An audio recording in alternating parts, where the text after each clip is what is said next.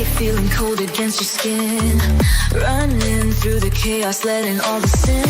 Temptation in a bottle, ready for the night. Craving for the thrill, it's time to ignite. Dark desires burning bright. Echoes in the dead of night. No retreat, no looking back on this heart attack. Hey, ladies and gentlemen, how are you? Good to be back. Hold on, let me get set up and I'll be with you. This one? Nope. We've got a few different stories to talk about tonight, including the Missy Beavers 10-year anniversary. Can you believe it's been 10 years? I cannot. 10 years and that case is still not solved. You know, besides the Long Island serial killer, Missy Beaver's case is one that I would die to have resolved. Like it's one of my top 5 ever in true crime. I would do anything to see someone brought to justice for her murder, basically. Hey guys, good to see you. We're back. It's good to be back. We were supposed to be yesterday, but we ran into some time constraints, unfortunately. What's going on with the camera? Our camera is a bit weird tonight. I don't know why. It is good to see you guys. How are you?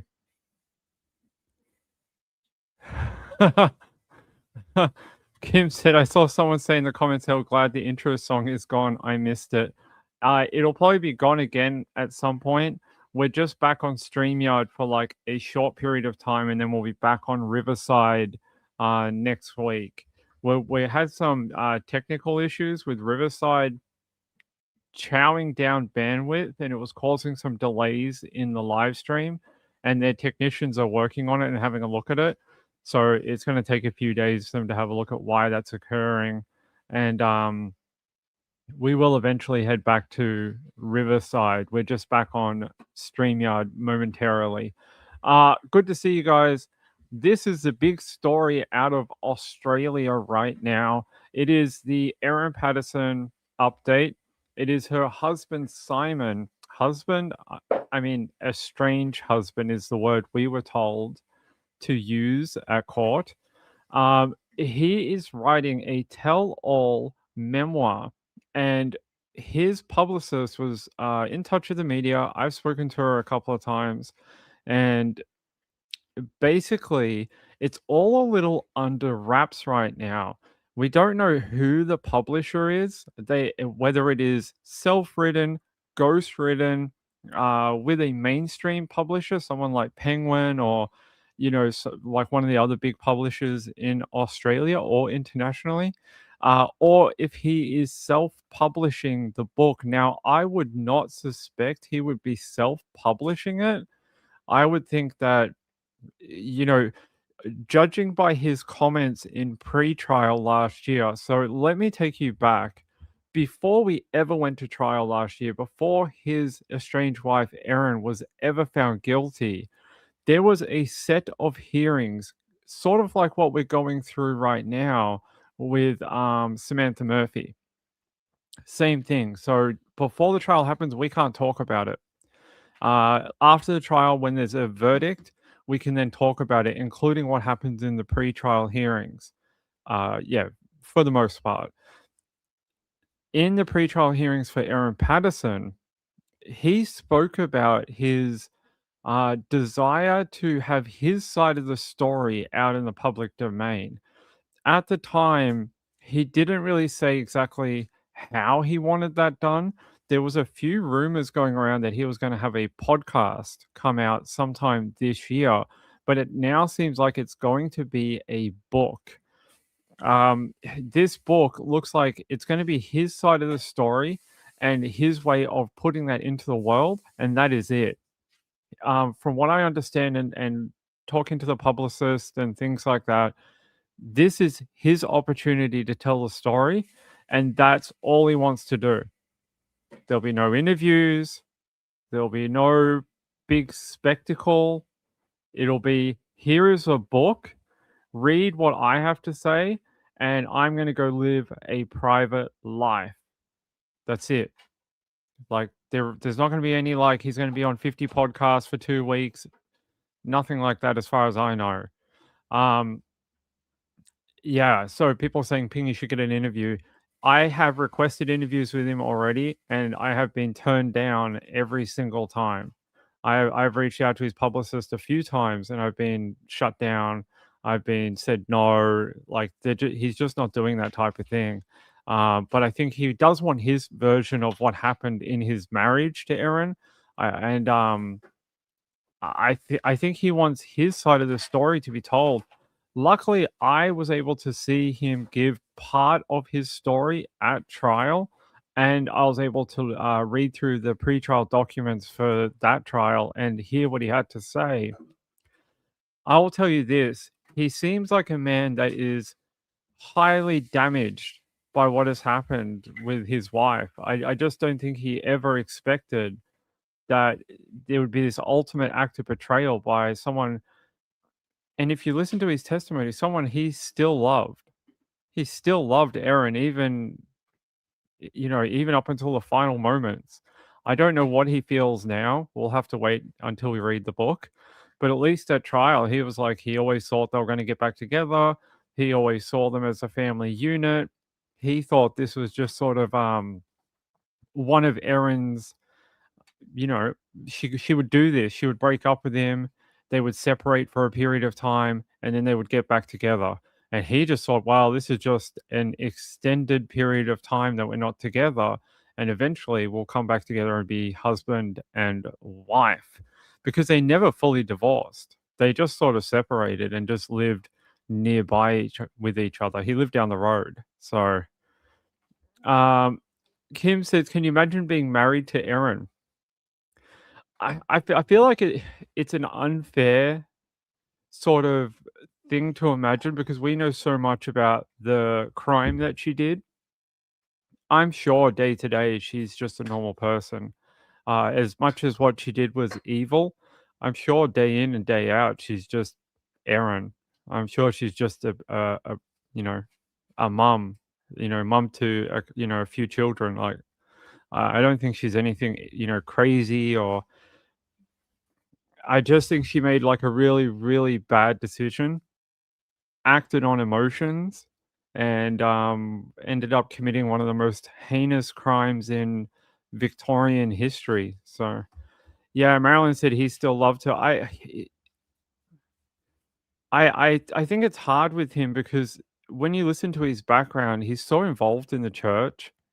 His whole family is involved with it, and sort of one of their big overarching themes of that church is family.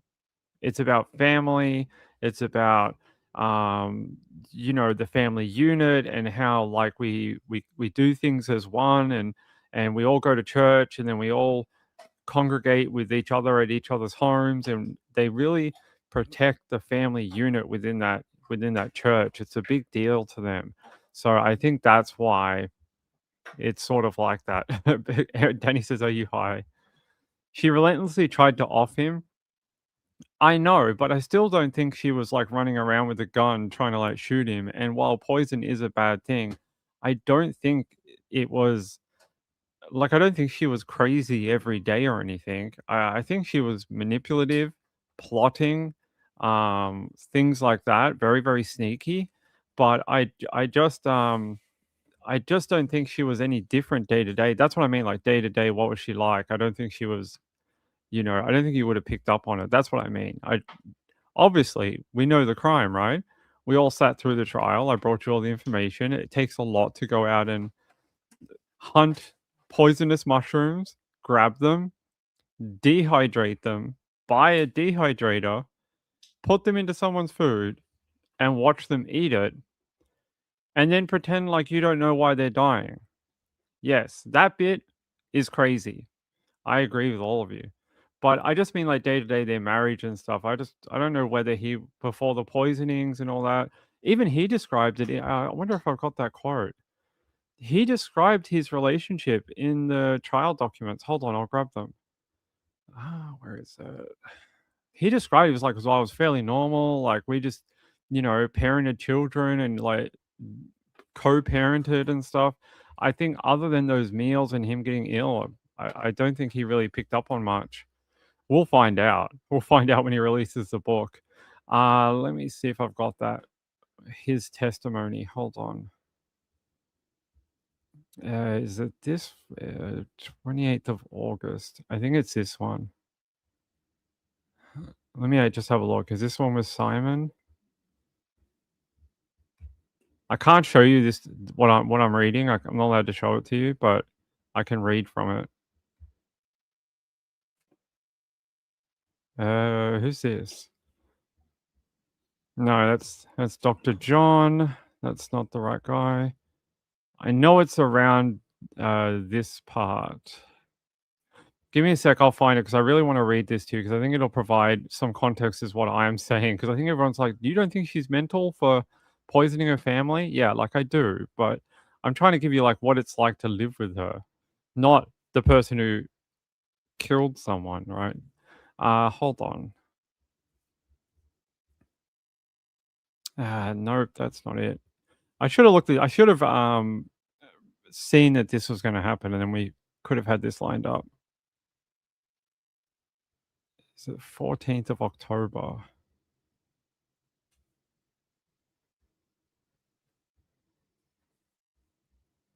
right, who have we got on the witness stand here? It's been a while since I've gone through these documents. Who's the Yeah, here we go, Simon Patterson. Let me try and find out. I'm just gonna he testified, I think it was like 2 days in the pretrial. Let me just have a look. He talks about when they went on the camping trip, that's when he first fell ill, and then he had the bowel surgery. Let me try and find the quote I want.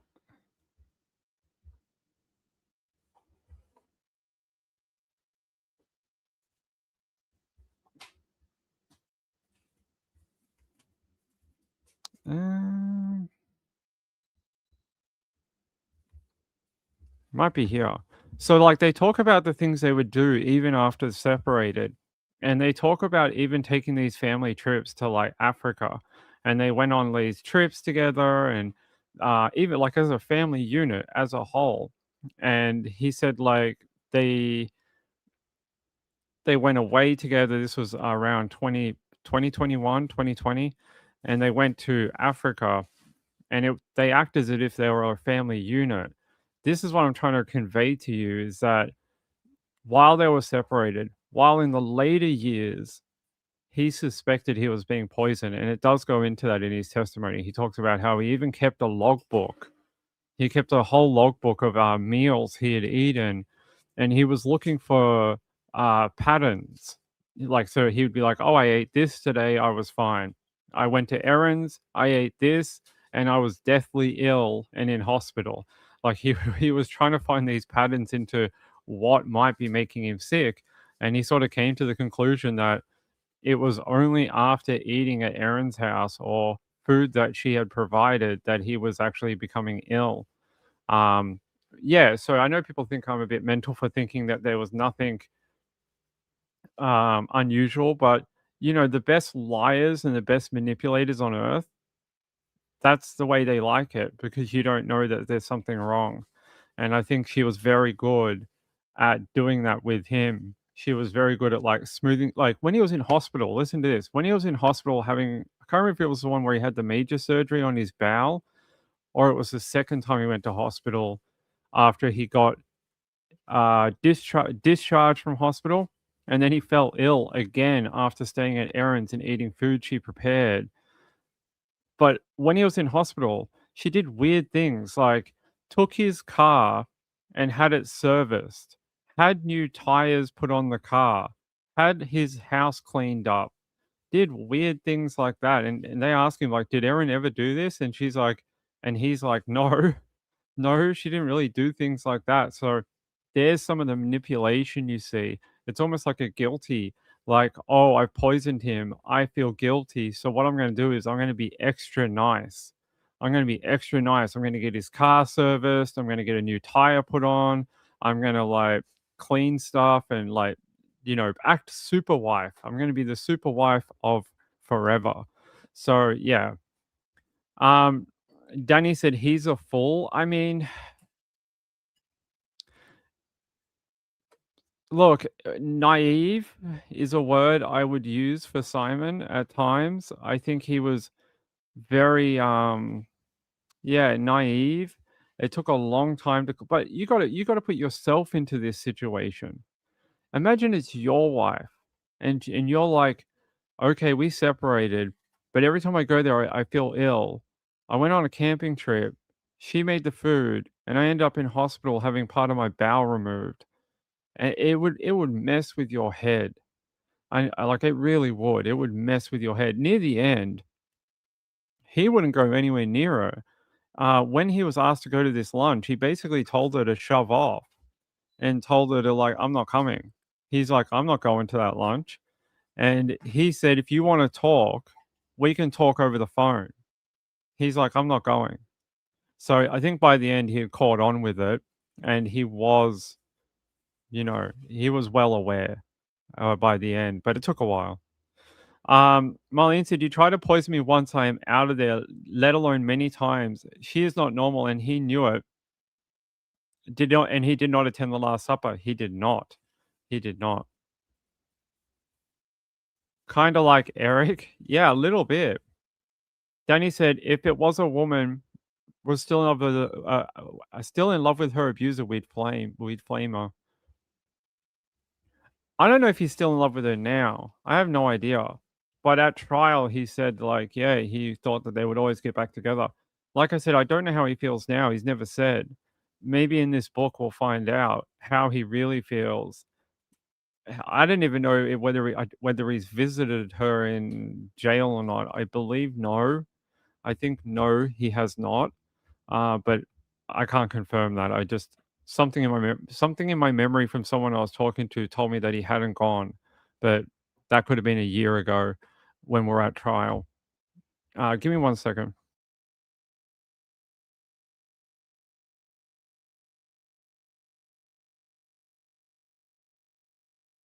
All right. All right, let me read some of the comments because I think everyone's going ballistic. Hey, Missy, how are you? Andrew said, serial killers live a normal life or they'd get caught. Yeah, and I think that's sort of what I was trying to say is like, she can't run around with a bag of poison yelling, I'm going to poison you. Otherwise, everyone would catch on to it. You know what I mean? Like, it has to seem as normal as possible for them to get away with it for as long as she did. So I don't think there was anything besides the poisoning as such near the end. For like, he was with her since like 2004. So they'd been together for like over 20 years. It's a long time. And then in the last final year, she starts poisoning the family. Gail said he may still have love for her. He just doesn't like her. My memory's a little faded from the trial now because we're almost a year past it. But I swear there's a quote like something like that from the trial where he says he has like, yeah, he loves her as a person or something, but he's not in love with her.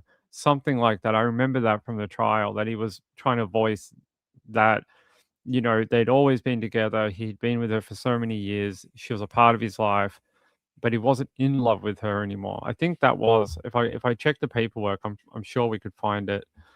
James says very few people present 100% evil. I don't think the big thing for me was the Jekyll and Hyde that we saw at trial. And the woman we saw in that tape, I wonder if I have it. Do we have it still? I'm sure I do. I kept everything. Sentence, video. Yeah, here it is. The woman you see here. Right, this is her police interview.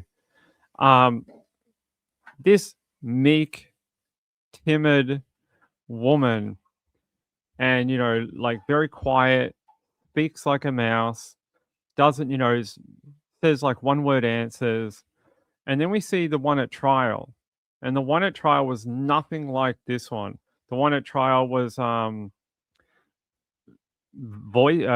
boisterous, She was argumentative.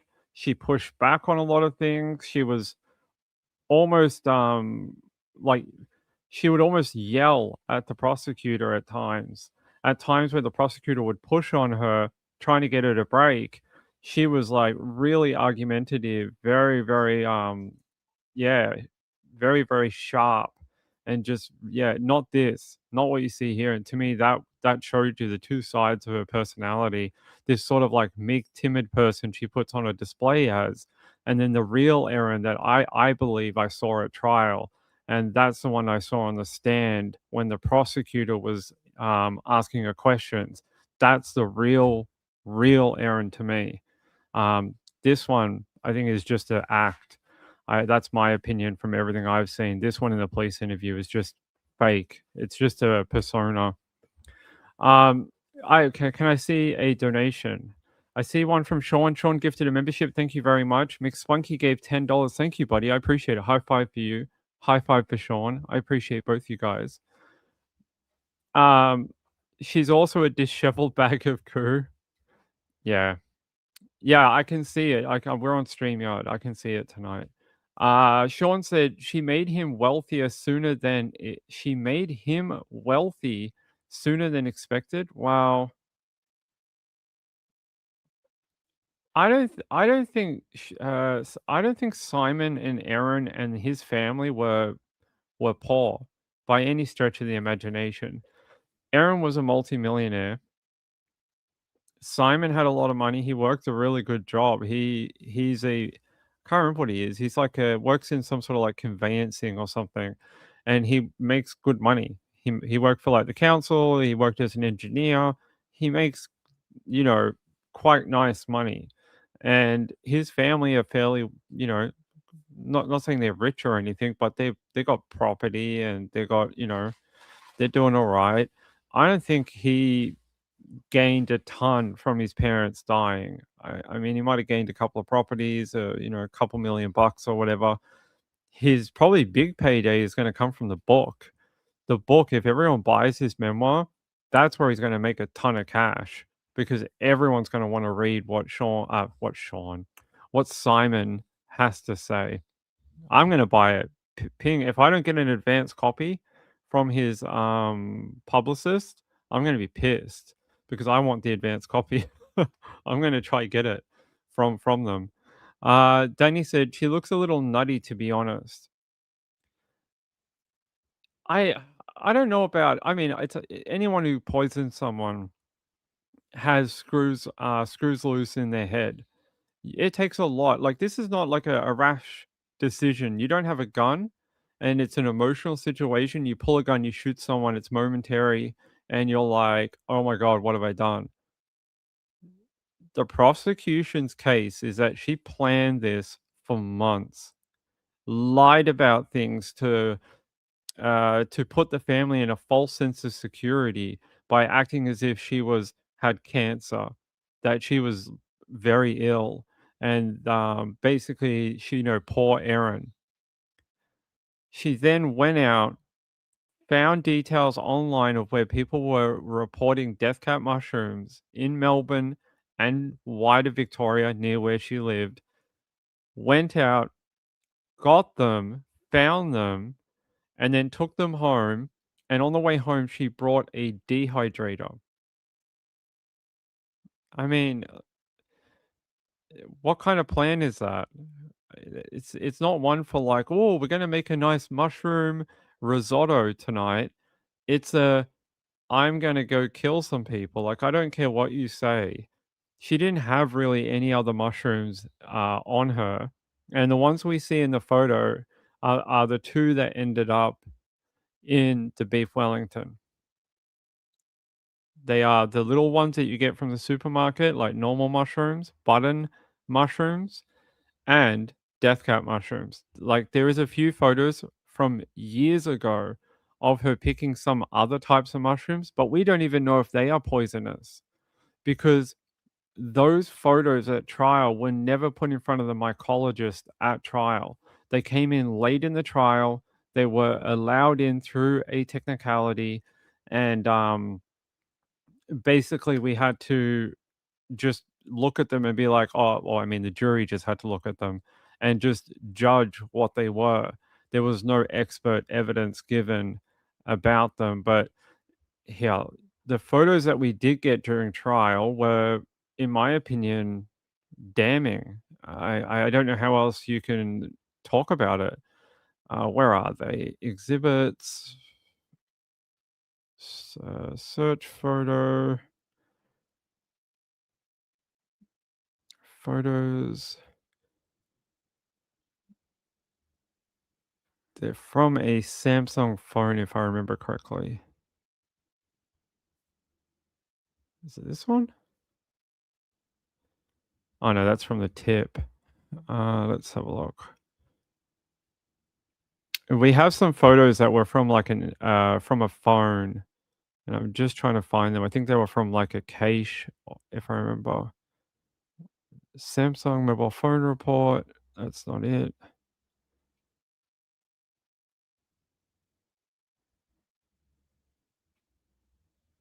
Is it this one? Note that's the inside of a house.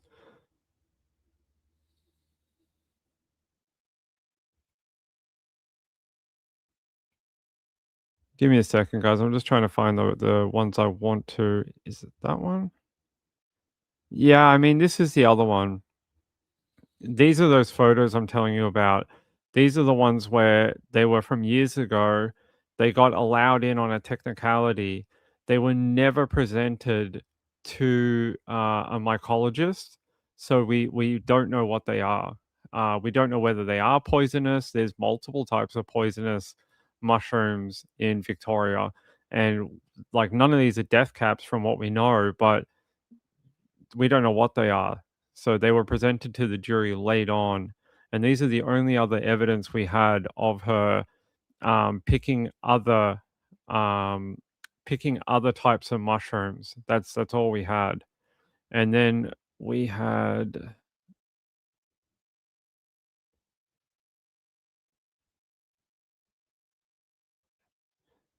signal messages. No,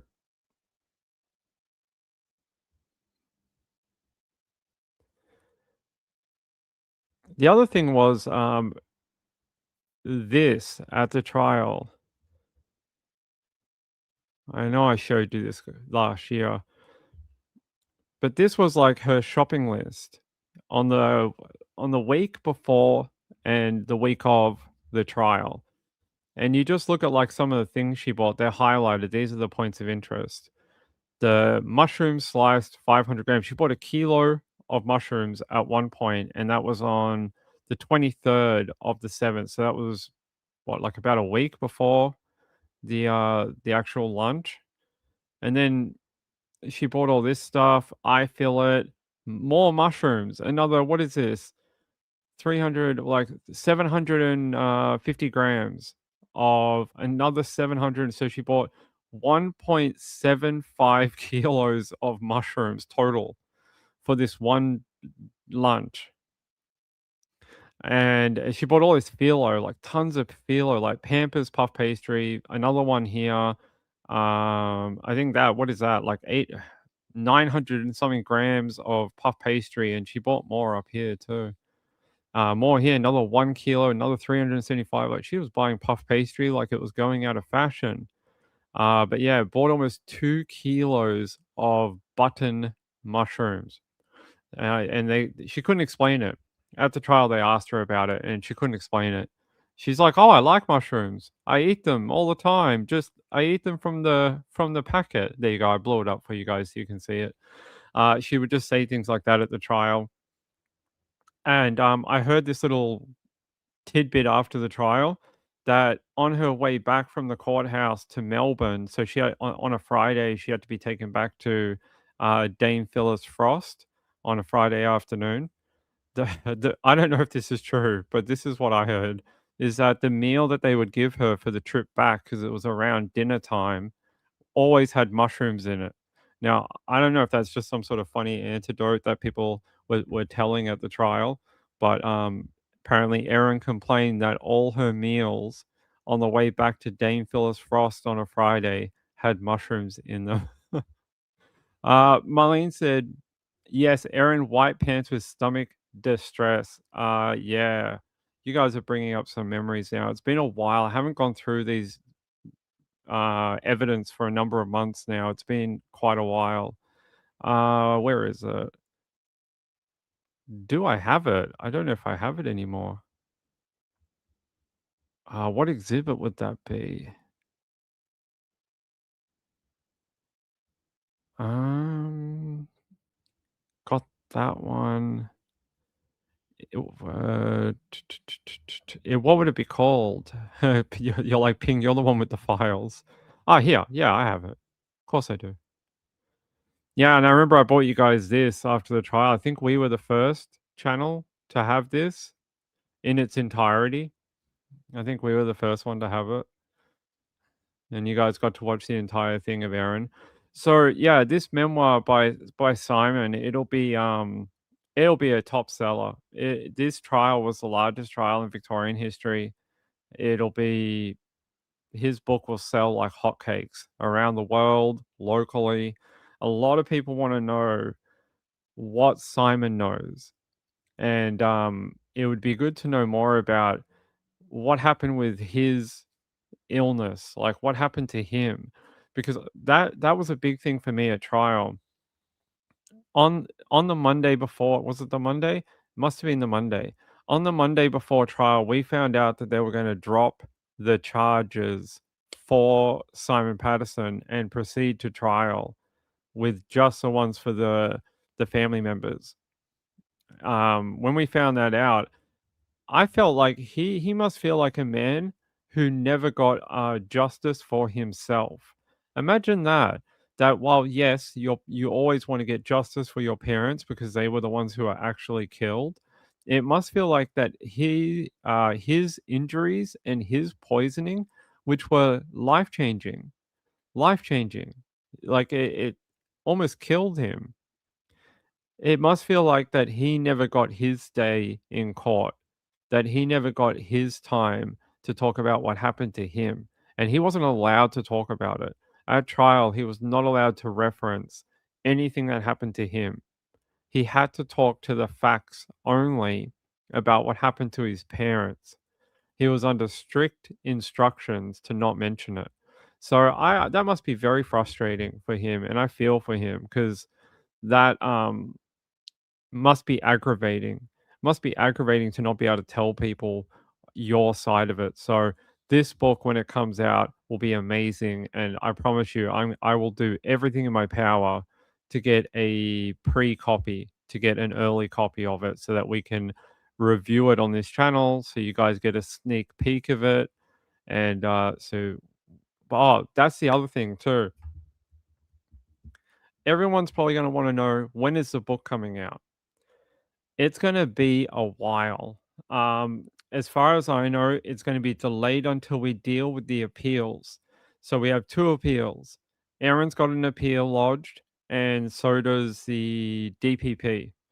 They got an appeal saying her sentence was manifestly inadequate, and they want a higher sentence, basically life in jail. She is appealing on her grounds that I spoke to you about last year, which we broke on this channel. By the way, we were the first ones with her appeal reasons anywhere, anywhere online, anywhere. We had it first. I don't think the Daily Mail and Channel 9, they didn't have it online until 7:30 p.m. We had it at 5:05 p.m. that day. So we had it first on Nights with Ping.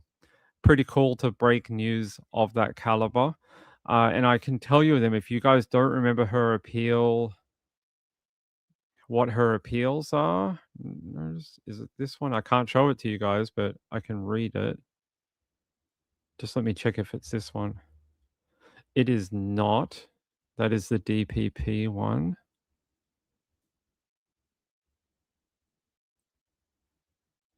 Okay, it must not be there.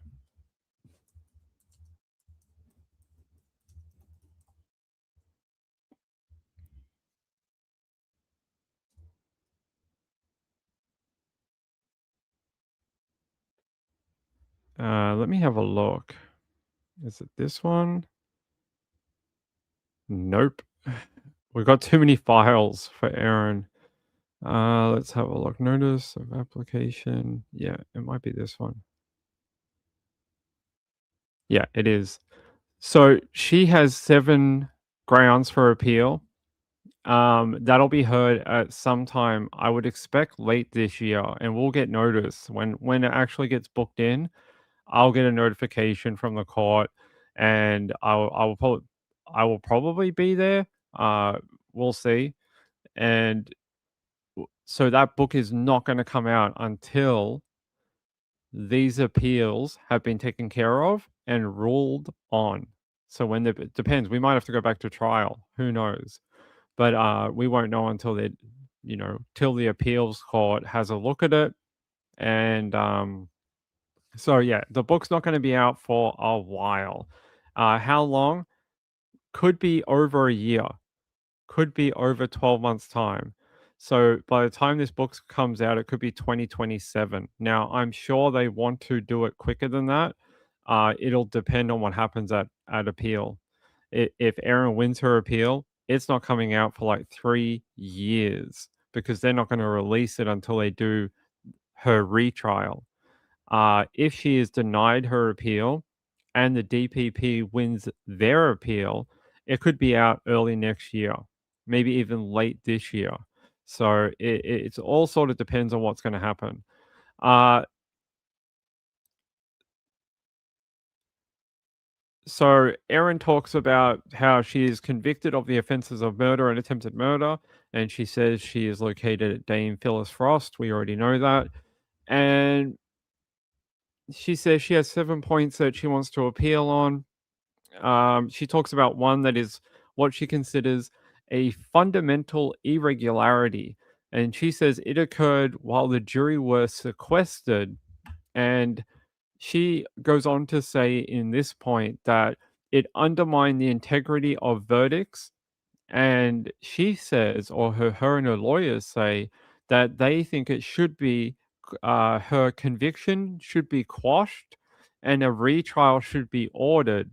And what this is based on is it's based on that when the jury were sequestered and they were considering their verdict, they were put in a hotel where people from the prosecution were located and members of the media were located, and the jury crossed paths with those people.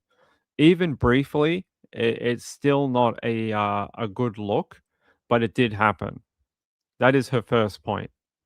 Her second point is cell tower evidence and evidence of death cap mushroom sightings in Lock and Outram posted on iNaturalist should not have been adduced at trial.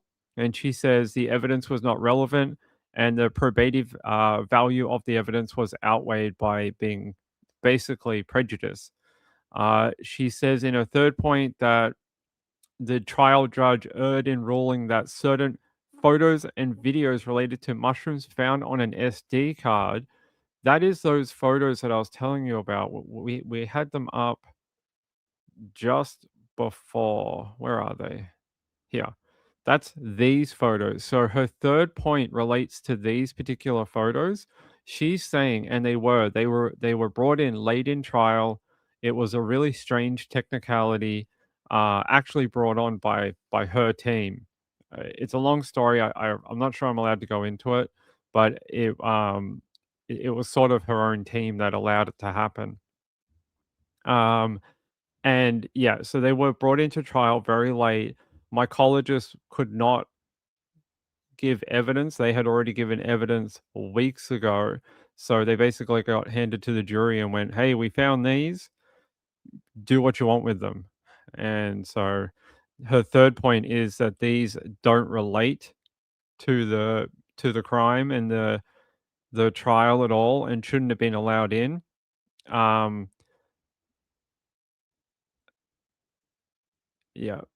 And then the fourth one is that there's Facebook evidence, including evidence from Facebook friends and Facebook messages, should not have been adduced in the applicant's trial as the evidence was not relevant or the probative value of that evidence was outweighed by its unfair prejudice. And then the fifth point, she says, a substantial miscarriage of justice has occurred because of unfair and oppressive cross examination of the applicant. I'm sorry, I'm not laughing. It's very serious. Um, there were times during the cross examination when she was on the stand that the prosecution went quite hard at her. So I don't know if it was unfair or oppressive cross-examination. That's for a court to decide. But I will tell you that I did mention several times that there was a point in the cross-exam where the prosecutor tried to break her, and it almost worked. She trembled a couple of times in her voice, but the prosecution got told to back off, and they did, and then it sort of calmed down. Uh, Point six, the prosecutor's closing address caused a substantial miscarriage of justice. We don't have further information on what she means by that. And point seven, she says a substantial miscarriage of justice occurred because despite opening the case for the prosecution on the basis that there was no evidence of a motive, the prosecution in their closing basically said that there was a motive, so or implied that there was a motive for the murder, even though in their opening they said that no one would be able to ascertain a motive by the end of the trial. Those are her 7 points for her appeal, which will be heard sometime later this year. I would suspect later this year. Could be early 2027, but I'm guessing it's probably going to be about a year since her application. So November. Could be October, could be something like that, but I would suspect it's about 12 months.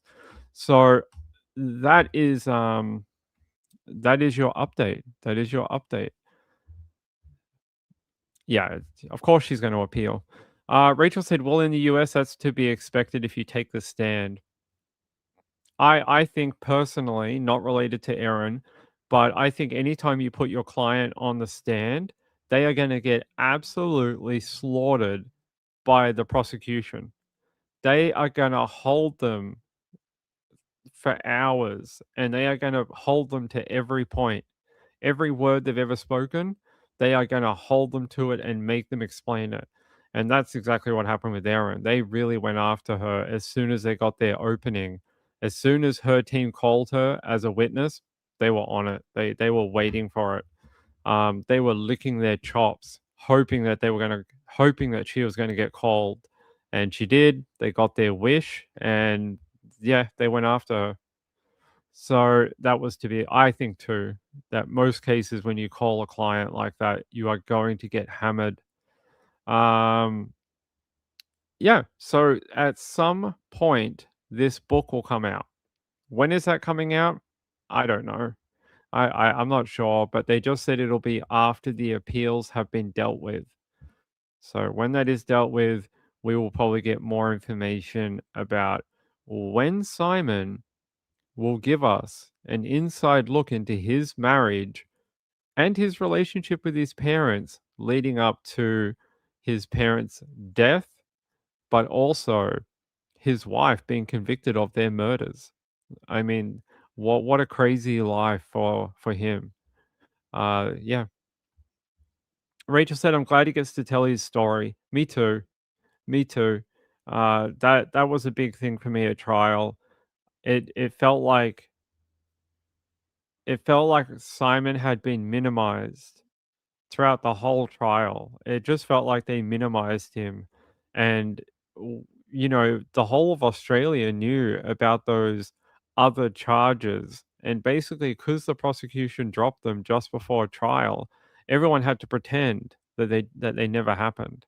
But everyone's not dumb, and everyone had heard about them. It was a little messy. And then to not give him his own day in court for what happened to him, I hate that. I hate that he didn't get that opportunity. So hopefully the book will do that for him. Cali Girl said he must have some survivor's guilt too. I would think so. the fact that he had the opportunity to be at that lunch and did not take it, I would like to know why he didn't warn his parents. If he thought that Erin was poisoning people, why did he allow his parents and his auntie and uncle to go to the lunch? Now, his explanation at trial was he thought Erin would only ever target him. But at the same time, if you suspect someone is trying to kill you, wouldn't you want to protect your parents too? And I'd love to know more about that. And I hope he talks about it in the book about what that decision was like to have to like say no to the lunch, but then not sort of warn his parents or stop them from going or something like that. So I would like to know his view on it. Shasta said she unalived her kids' grandparents. I can't imagine. Me either. It's a terrible case. It really is. Sean said emasculated in the marriage and then caught. Yeah, definitely. I think that's a great way of putting it. Emasculated in the marriage and then caught. Yep. And Erin did emasculate him to everyone. We heard at the trial in the evidence. She was telling everyone that would listen how he was a shit dad, how he was crap, how his house was messy, how she didn't like the kids going over there because his house was dirty, how the kids didn't want to, hang out or whatever. Like, she was telling anyone that would listen, he was basically a shit dad. And yeah, basically minimizing everything about him. Poor guy. Danny said he has to have terrible guilt. I would think so. I would think he'll have to deal with that throughout his life, that he had an opportunity to say something to his parents and his auntie and uncle, um, and he didn't, and that's something he'll have to deal with. It's something he'll have to think about for the rest of his life, whether he could have done anything to warn them, to save them. It's I'm sure it's something he wrestles with every day. And I mean, I'm not saying that he could have saved them. I'm not saying that anything he said would have helped. I'm just saying like that's something personally he probably has to deal with every day. Rachel said, I don't think he thought she would harm anyone else. That's what he said at trial. He said at trial he just thought that Erin would hurt him. I mean, I can understand that point of view. She's your wife. She's only been hurting you. Why would you think she'd go after your parents and your auntie and uncle? I don't think. Yeah, I don't. Yeah, it's a thought that everyone will most likely have. Gail said, "Deadbeat dad that wouldn't give her money for school." It seemed like such a dumb argument, though. She's a multi-millionaire. Why does she care about 10 grand for school? And she was so like you all heard the text messages. She was so like argumentative about it. Just pay the fees. What do you care? Like, who cares? You want them to go to wherever, or you go over here, or he wants them to go wherever, and eh, just if you just pay the fees, who cares? You can fight with him later about money. Doesn't matter. If you all got 2 million bucks sitting in the bank, what do you care about like 5 grand, 10 grand, 25 grand? I don't know how much it costs to go to school or whatever, but whatever it was, I've got no idea. Um, just pay the fees or whatever. Like, who cares? Um, like Ping's got no idea how much school costs, so I got no idea.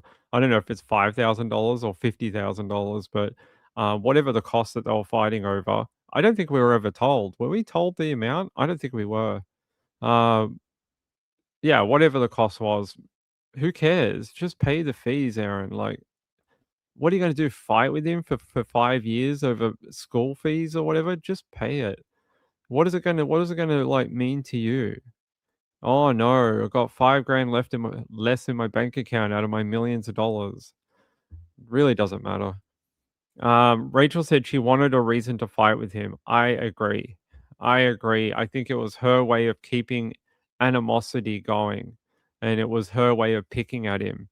Her way of telling the school, he's a shit dad. oh, he won't pay half the school fees or whatever. Um, yeah, it's her way of basically uh, being mean to him, basically, I think. Marlene said, wasn't one of the children taking flying lessons? Yes, his son was. It's in the evidence that on the Sunday after the lunch, that's where they went out on that video. I don't know if we still have it up. Yeah, here. This was on the way back from the flying lesson. This is on her way back. This is in the evidence. She said that she had diarrhea and that it was so explosive that she was having to stop all the time and, poop on the side of the road or something. I can't remember what she said now. I think someone brought up in the comments that she didn't actually poop or something. She just wiped her butt or something. So there's a bit of a differentiation there. Um, but still, I think a lot of people brought up the point that you have to be a very brave woman to wear light colored pants when you have diarrhea. I know girls that don't wear white pants when they got their period. Like, they're just like, "I ain't taking that risk. I ain't doing it." I don't know what you mean if you got diarrhea, if you're gonna wear light colored pants. Mrs. Ping, would you wear light colored pants if that was you? Mrs. Ping's like, "No way. Not a chance in hell." So, yeah, there you go, and then apparently she walks into this bathroom, and I think we've told you this before, she was only in there for a few seconds, and, she tried to say that she was in there relieving herself, but there wasn't even enough time for her to wash her hands, and she just put something in the bin and left, and, and then she goes on, so she leaves this bathroom with her poop hands and touches things like food. See? She touches all the food. After admitting to having to diarrhea and not washing her hands, and then runs around the supermarket touching items. I mean the service station, and pays for the food and leaves. Yeah, there you go. There you go. The final image of her leaving out there. So never forget the white pants. You guys, it was so funny. During the trial, you were all on it with the white pants. It was so like the trial was really hard because I couldn't talk about anything for like months. We had to turn off all the comments. We had to delete videos and stuff. It was really hard. We were being heavily watched during the trial. I had people checking my work like every day to make sure that I wasn't saying things that were against the law. And the best day of my life last year, besides Mrs. Ping getting out of hospital, was the day that we got the verdict. Because as soon as that verdict was read out in court, I was no longer bound to the court and I didn't have to keep, my opinions to myself. I could finally speak freely. That live stream, if you go back and watch it, you can see how happy Ping is because for like 2 months, I couldn't say anything. I had to basically talk black and white for like 2 months and not talk to you guys about it. We would do live streams on the weekend about American crime, and we weren't allowed to talk about anything from Monday to Friday. It was really, really difficult. And the day we got the verdict was like the best day ever. It was really good. Anna says, is she appealing? She is appealing. Yep. So she has an appeal in. It's been in since November last year. We read out the points before. We read out the points about 10 minutes ago. And so we'll have to wait for that to happen. I don't have a date right yet. No one's given me a date. I don't have a date for the appeal. Either of them, hers or the DPP. I don't have one for either of them. So we're gonna have to wait until we do. Hey Anna, how are you? How long have we been on? We got two Annas. We got Anna, Anna Edith, and Anna P. I feel so blessed. We have more than one Anna. I am spoilt for Annas. We've been on about just shy of an hour. Just shy of an hour. Sorry, was that really an hour? Jeez. Sean said, "What year were the poisonings?" 2023. 2023. Rachel said, "Does she get a hearing or written response?" It'll be a hearing. It'll be a full panel appeal court hearing. So it'll be like in Australia when you go to appeal, it's 3 judges. So you'll get I think it's the head of the court and then 2 others. So you'll get like the head of the Supreme Court and then 2 other people. And yeah, you'll have to tell them why you think your appeal is valid and why you think you should get a whatever, and they have to fight it out in front of an appeal court. So Gayla's timing you. No, I think she just looked at the video. If you look at the video down below and you go to the bar, it'll tell you how long it's been running for. I don't think she's been I don't think she's timing me. So yeah, so there's your update about Simon. We'll see what happens with this book. I promise you, I will be the first, either first in line, or I will be asking Jessica O'Donnell for an advance copy. I will be begging for an advance copy because I will definitely want to promote it with all of you because I know there's so many of you that are invested in it. Um, oh,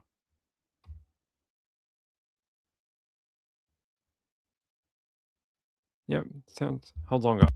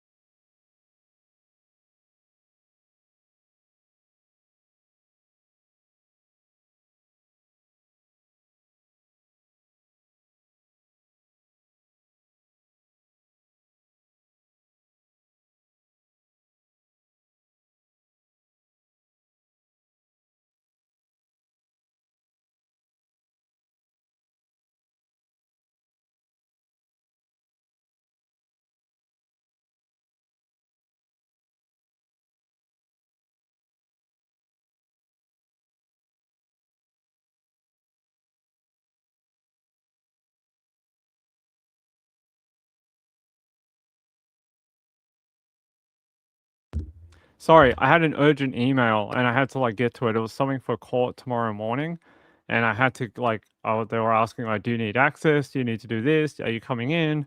And I was like, I had to reply to them like right now. So sorry about that. What was with? Did someone see that bot in the chat? That was pretty funny. All right. Yeah, no, I know I was muted. Sorry, I fixed it. All right. I want to talk about Missy Bevers. Bevers. I want to talk about the 10th anniversary for her because can you believe it has been 10 years since Missy was killed? I cannot. It is ridiculous that it has been 10 freaking years, and we still don't have who hurt her. It drives Ping up the wall. It drives Ping up the freaking wall. All I want is for her death, and we still don't have anyone. If you do not know who Missy Beavers is, she is a woman from Methyl. I'm probably going to pronounce her name wrong. Methalodian. I'm probably pronouncing it wrong, but in North Texas, and she was murdered in this really strange situation. She is a fitness coach. She was running a thing out of a church for people. You go there, get your fitness with her, do some exercise, and someone broke into the church in the early hours of the morning, was there about half an hour before she got there, and they just wandered around the church dressed in a SWAT uniform. And eventually Missy got there and they killed her. They killed her. Midlothian, that's it. Sorry. Midlothian. Sorry, Ping. Say things properly. Say words properly. Midlothian is the place. All right, here we go. 18th, 2016, when Missy Beavers was killed inside Creekside Church in Midlothian. WFAA was the first crew on scene. The fitness instructor had arrived before dawn to lead a Camp Gladiator class after moving it indoors because of rain. Lieutenant Andy Vaughn is now the lead investigator in the case. As the campers, as they call them, started to arrive, and they actually went and discovered her body that day, that morning early. Investigators quickly realized this was no burglary. A back door had been shattered, but nothing inside the church was taken. It certainly is a strange occurrence at this time of morning for a church to be burglarized early in the morning. Then police released a haunting video. A person dressed in what looked like police tactical gear, wandering the halls, opening doors, waiting for nearly 30 minutes before Missy Beavers walked in. All intent and purposes, he is designed to look like a police officer. His intent was to look like a police officer. That video has been dissected for a decade. The walk, the gait, even the question, is the person a man or a woman? It's hard to track down everyone with a limp or a gait, but we have a general idea about what we're looking for. Over the years, there's been thousands of tips, hundreds of interviews, and extensive digital evidence. Now, on the 10th anniversary, Midlothian police issued a news release making it clear no one has been ruled out. Investigators say they continue to re-examine people already interviewed alongside new leads. This remains an active investigation. All persons of interest remain under consideration. The department also confirms what WFAA previously reported. They are now leaning more heavily on advanced technology, using data analysis and evolving forensic tools to reprocess years of evidence, looking for connections they may have missed. Creating opportunities for us to find unique or repetitious, information that we haven't been able to find yet. From the beginning, investigators and family have believed this wasn't random. And I kind of feel she was targeted. 10 years later, detectives say this case is not cold, and the break they need may already be in the evidence or in someone still keeping quiet. So not only that information you just heard, some other information that popped up in some of these interviews is they have not ruled anyone out. Contrary to speculation, no one has been cleared as a suspect. One of the other weird things is they keep talking about these puncture wounds, and it's so weird to me. A number of years ago, a report came out from the FBI about murders across America. And if you looked up Midlothian and you looked up murders within the year Missy died, there was only one murder in the town, and it was Missy. But they said it was a gunshot death. They keep talking about these puncture wounds to her chest and her head. So I don't know why they keep referring to that, whether they're trying to keep the murder weapon secret. I don't know. But FBI says murder was gunshot. Sweet Universe said, were any guys rejected by her? Probably a lot. She was quite good looking for her age. She was talking to other men online. There were several men who were interviewed. One of them was on LinkedIn, and authorities described their conversations on LinkedIn as familiar and romantic. So she was obviously talking to other men online. She, I think her and her husband at the time were both sort of, what's the nicest way to put it? Both stepping out on their marriage at the time. They were both seeing other people. According to what I've heard, they were both sort of seeing people outside of the marriage. So, that's their own personal thing, I guess. But I don't think it's directly fully related to the murder. All right. There was also another video that came out from CBS in Texas where her daughter talks on the video, and I really want to show it to you. Tomorrow is going to mark 10 years since Missy Beavers, a wife and a mother of three, was murdered while she was setting up for a fitness class at a church in Midlothian. Her case generated worldwide interest and thousands of tips. But here we are a decade later and still no arrests. Tonight, we hear from her daughters who have never spoken publicly, but they chose to sit down with our I-Team's Kelsey Midtower to discuss the very difficult journey of finding light within all the darkness. So this is our little shrine in honor of my mom. And we just have a couple of family photos laid out. This is probably our one and only family photo that we have. And we're all pretty young in it. Fun fact, in one of these photos, I think it's the big one, Sarah, she was 2 or 3 and she had just farted. And so we were laughing our butt off. That's why everyone's like smiling so wide and everything. We don't usually, sit here and talk about all the sad things, Yeah, but there are days where I'm just overwhelmed maybe. Yeah. And that's when I really start missing mom, is when I've had a hard day. And so I'll look at her Facebook. I do all the time. Because she was chronically on Facebook while we were growing up. And so I'll look back on that and I'll cry some. I think I always just know what to expect now. Nowadays, yeah. Yeah. We've gone through. It's been 10 years. Yeah. But there was a couple weeks ago, both of y'all were busy. So I had nobody to hang out with. And I went to Target and I saw one of my friends and her mom. Mm-hmm. And it was such a nice day outside. And it was a Saturday. And I got in the car and I started crying. Because you hear her daughters talk about things like that, everyday life without their mom. That's heartbreaking.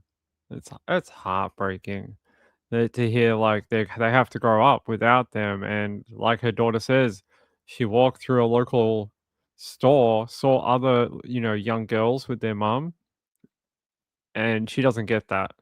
That's not a part of her life. She doesn't get to have that.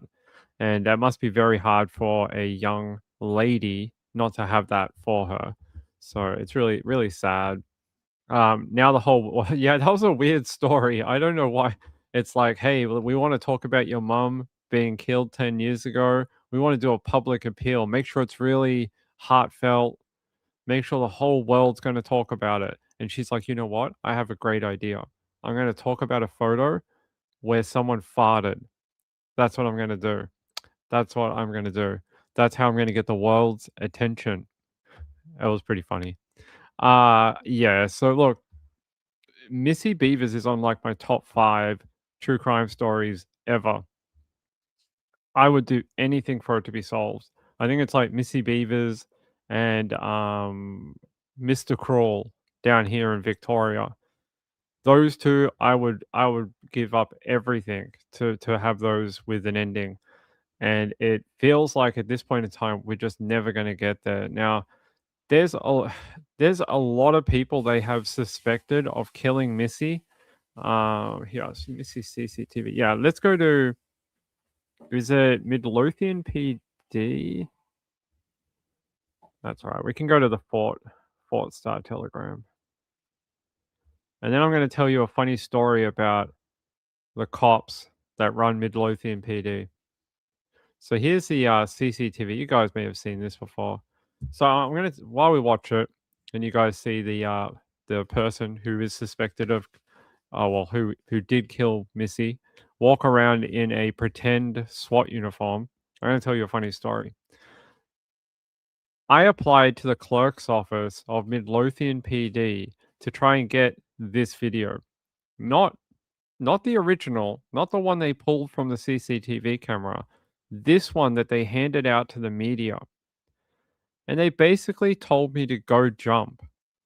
They basically told me to get effed. They were just like, nah, we don't want to do it. We're not getting it for you. We didn't have time for that. And I was like, what? I was like, you just gave it out to the media. Do you not have it in a folder on your server under Missy Beavers or something, under media? Tried to ask them again for it. And I think he's like, I think he thought I wanted the original CCTV file. And I was trying to explain to him, like, no, I don't want the file you have in your investigative folder. I just want the one you handed out to the media. And he's like, go ask the Fort Star Telegram if they've got it. And I was like, wait, why do I have to ask another media organization for it? You gave it out. Why can't I just get it from you? And anyway, it was really strange.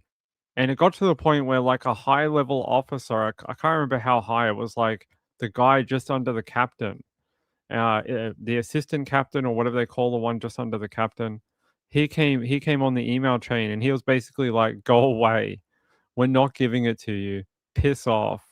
And I was just like, okay, fine, sure.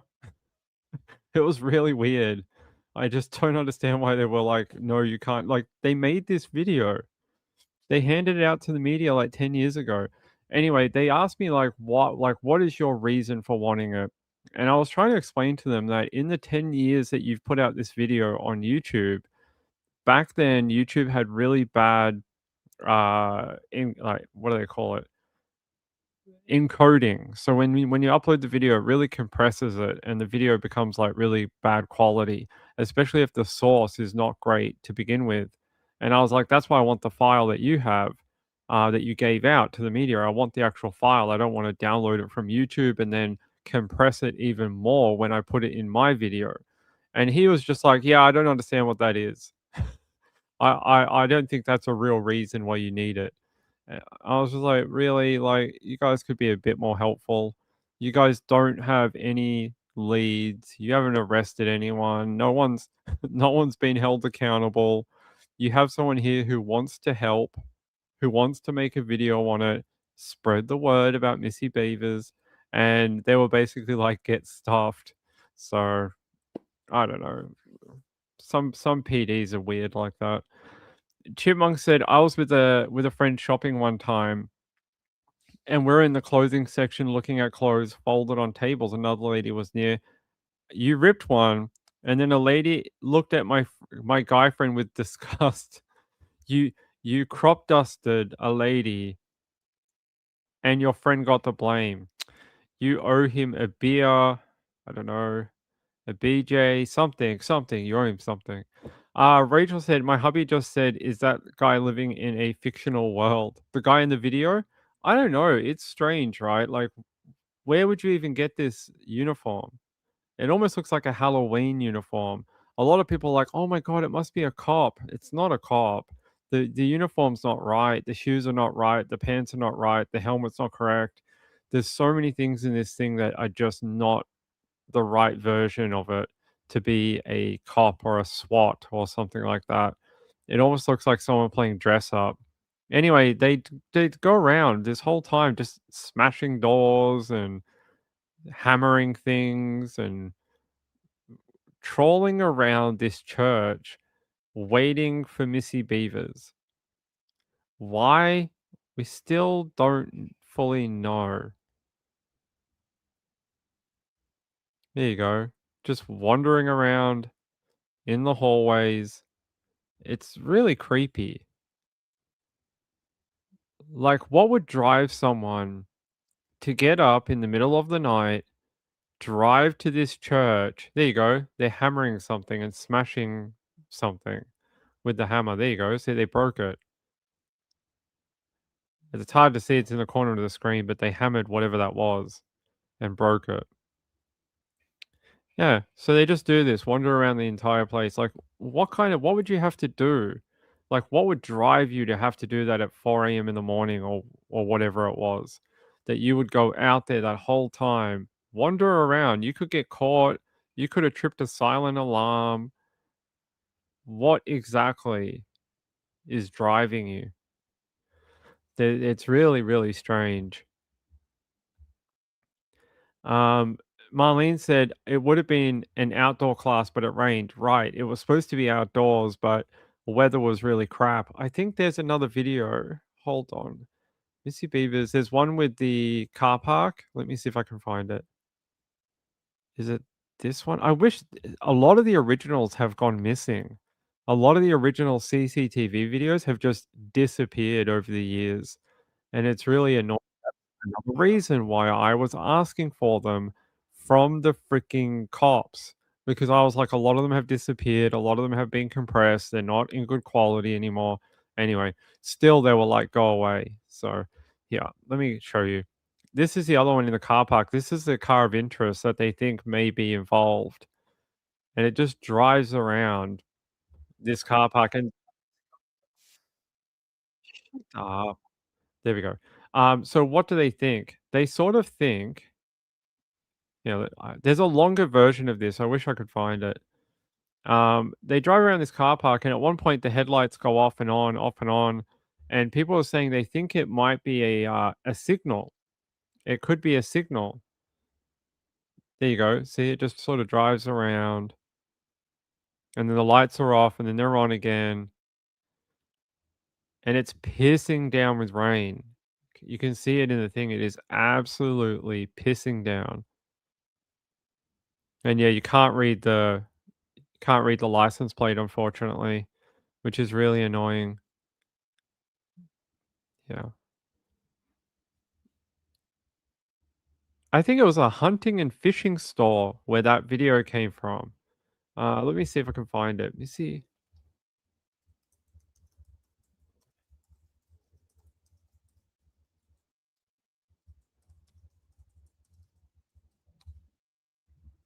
I wonder if they've taken it offline now. There used to be, I'm sure it's a hunting and fishing store that actually put up that original video of the car. I just don't know whether it is still. I reckon it's been pulled down over the years. All right, I'm going to play an old video from In the 2016. fitness trainer murder investigation. Police are looking for this car seen on the morning Missy Beavers was murdered near the church where the crime was committed. They also have a better description of the suspected killer seen on surveillance video inside the church. Fox 4's James Rose in Midlothian with more on both new developments. James. Well, Clarice, it's been a month and 2 days since the murder. And police say over that period of time, they have gone through the lion's share of more than 1,000 tips.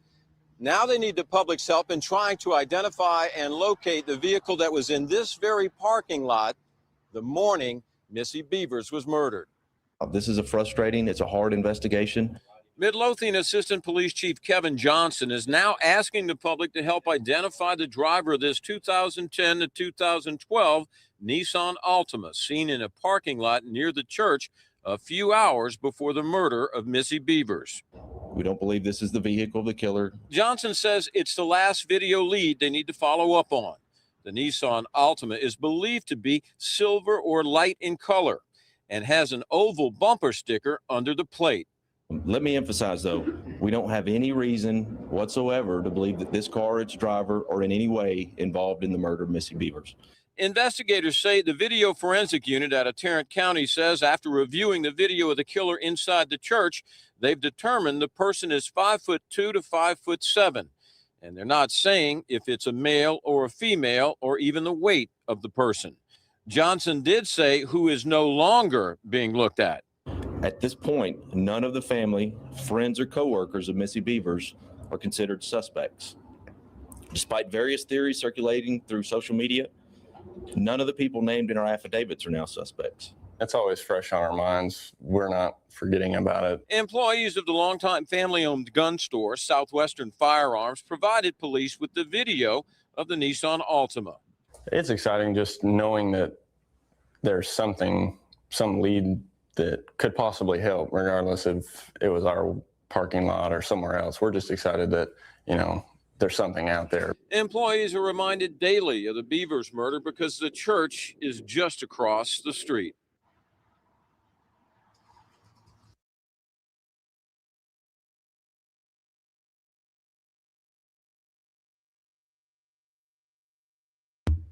Sorry, I was eating. Mrs. Ping just made cinnamon muffins, and I was like scoffing one down while we're watching the video. I'm not muted. We're not muted anymore. I took it off. I caught it within 1 second. You're muted. You are now muted. Yeah, what? It's that one. Yeah. I think it's a woman. I'm almost convinced. I am convinced it is a woman. I've been convinced for years. A lot of people have fought me on this. Some guy online who thinks he's a podiatrist or something was like, "Oh, I do podiatry and I look at feet all the time and I think it's a man." I don't care if you look at penises all day. It is a female. I'm almost sure it is a female. Like with every fiber of my being, I've always thought it is a woman. The shoes are too big. I think she's wearing male shoes. There's just things about the way she walks, the way she carries, like her middle section, like on the stomach and the chest. Men don't walk like that. Women tend to walk with their sort of weight over their hips in a certain way, and men don't really do that, even if they are overweight or a little larger. And it's just the way that women are with their hips and the way they walk. And I'm almost sure, like as soon as I watch it, it's like it's a woman. And I think it's probably got something to do with whoever Missy was seeing. I think that's most likely what it is. There's some connection to maybe a guy that she was talking to.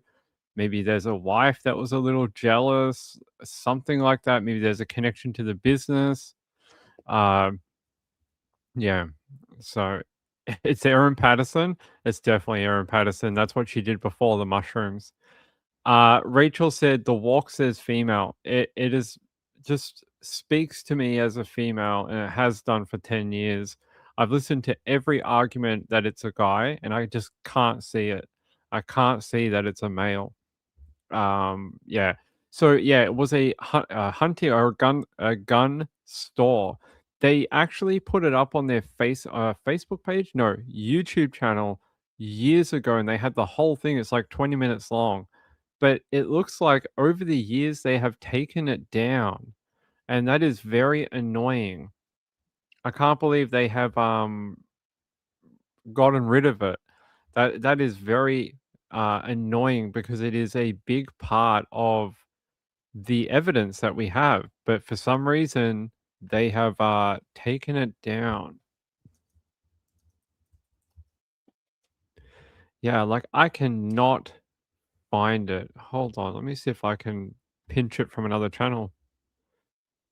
What is that? Yeah, see, someone else has also recorded it.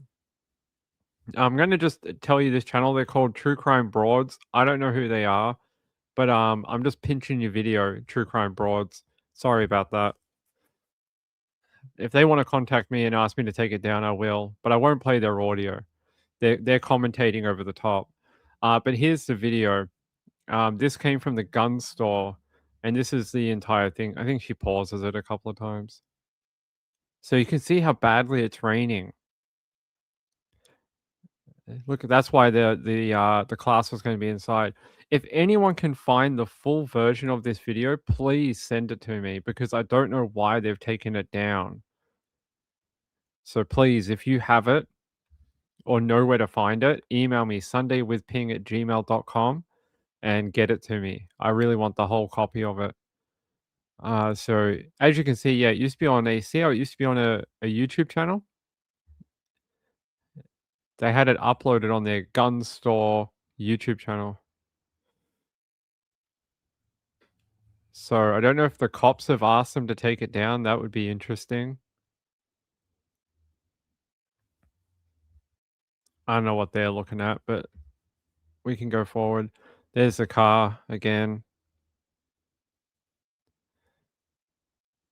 And it sort of just mills about for a long time. And you can see how heavy that rain is.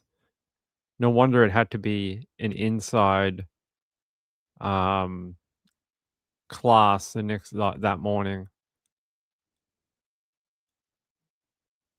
Like, it's strange, isn't it? Almost like they're waiting for someone. Almost like they're waiting for someone to meet them at that, like, meet them somewhere or give them the signal to pick them up. That's what I think. So maybe we're looking for more than more than one person. Maybe somebody was the driver. Somebody was in the church. There's also a point where the Scooby-Doo mystery machine literally goes past on the highway, which is a weird coincidence.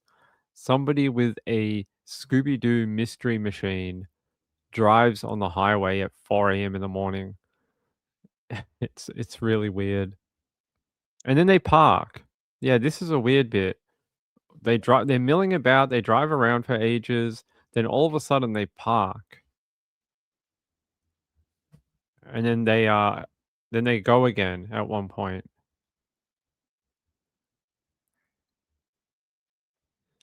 I think they're trying to zoom in on it and have a look.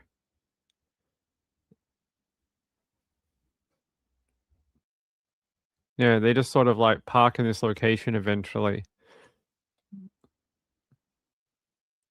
Very strange, very strange. I am reappropriating the video. Apparently I am. I am. Sean said, hit the like button and subscribe for the Samantha Murphy trial. Yes, if you are interested in the Samantha Murphy trial, eventually when we actually get to trial, I will be there. So Ping is heading to trial, like we did with Erin Patterson. I'll be in Ballarat for a period of time.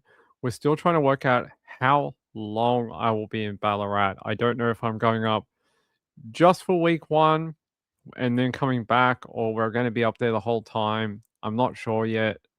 Hoping to be there the whole time, but it'll depend on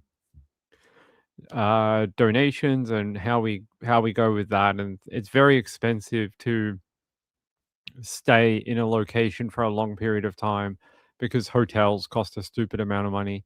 So it just depends. If we make good donations between now and during the trial, we'll stay as long as we can. Let's go here, because like when we did the Erin Patterson one, it cost us a fortune. Like I've never spent that type of money before. It was big money. It cost us a lot to do the Erin one. And we've had some great people help. Like Lindy has helped more than I could ever ask. My friend that doesn't want to be named has helped immensely. Sean has helped. Kathy Lynch. There's been so many, and like so many people who maybe they can't do a big donation, but they're like, hey, I can afford to spare like $20 a month. And once a month, they'll send in a $20 donation. That means the world to Ping. And it's so kind. Like they always have these nice messages and always like, put this away, buy some lunch at trial. Like that is the sweetest thing. And I tell you, one of the biggest costs of last year at the trial was actually things like food and lunch because half the time we only get like a 1 hour break. So I just had to go to, somewhere nearby, grab something, grab a seat, eat for a bit, type updates on my phone while I'm eating. It was, so that meant a lot and it came in really handy last year. So I appreciate it.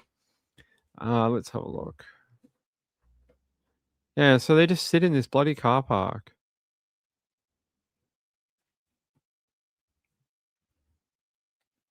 I don't know about what you guys think, but I think that's so suspect to just be this far away. So, if you don't know where the church is, you see this highway where you can see these car lights in the distance behind here. The church is across the other side of the highway. So this car is on the direct opposite side of the freeway or highway from the church. So that's why it is very odd that this car is just milling about early in the morning while there's a freaking murder going on, and then it leaves and it takes off. So it's there for like 15. I think it's actually over like an hour or two. It's been chopped up, but it pulls in. It's there for a period of time, and then eventually they leave. But they do this weird thing with the headlights. They have it on full beam, then off again, and then full beam, and then it's off again. I've always thought it was like they were signaling someone. Yeah, Mel says 6 people shot at a Sacramento Home Depot. Let me have a look.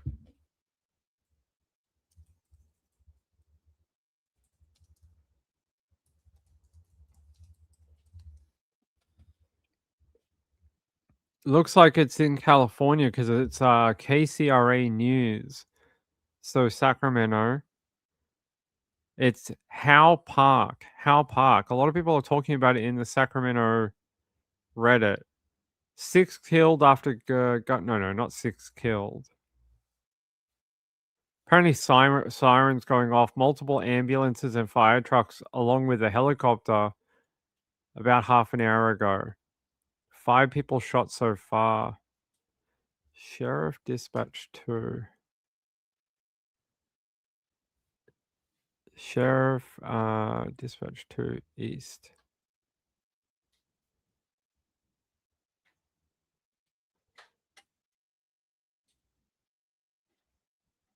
Let's see if we get an update.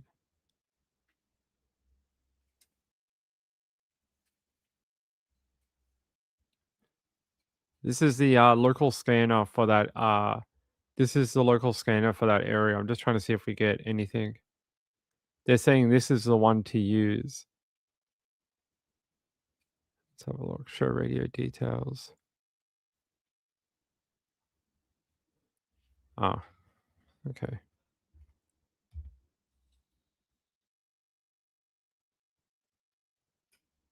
Is that the one they said?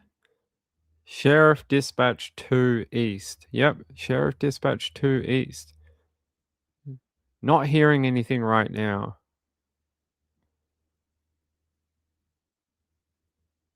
Okay.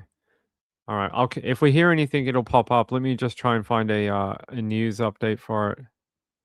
KCRA.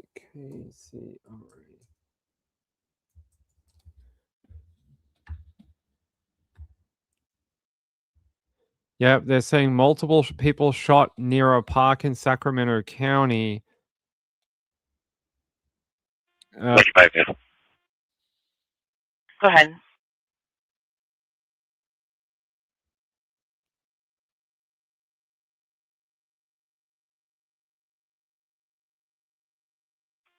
Can we get another free unit to start to Solano for a transport? They now have 3 detained, potentially more to come. So we're going to need a second.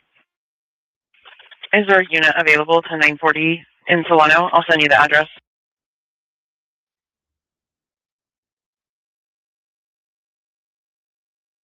Sounds like. And like if they could contact Tremel to get an exact address, unless you guys have it. 10-4, and I have it. 48, David, yes, if you're available. Yeah, 48, David. Go ahead and start me. Copy your AM for the address, and you can talk to me on Tango because you're going to lose reception.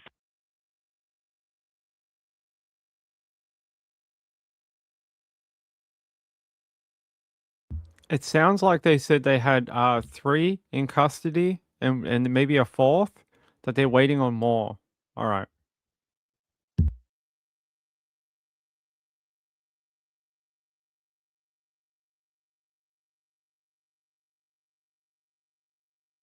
All right, we've dropped out again. It'll light up when it goes back. But they're saying, yeah, 5 people were taken to hospital after a violent crime assault. Incident happened as law enforcement was in the process of dispersing people from the park. Sheriff's office has not confirmed how many people were shot, although we heard just 3 people detained.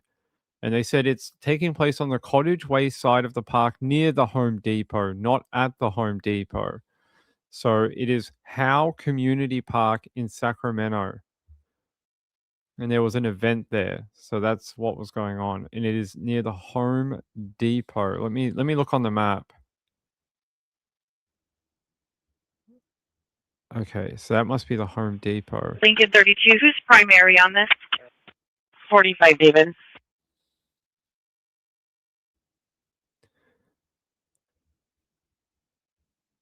All right, I'm going to take you away from the scanner for a second. This is the Home Depot right here. This is that edge of the park where they're talking about it's happening, Howe Park. This is the area here in this sort of like car parkish area. This is the south side of the park. So not up here. People were saying it was up here, but it's not. It's down here.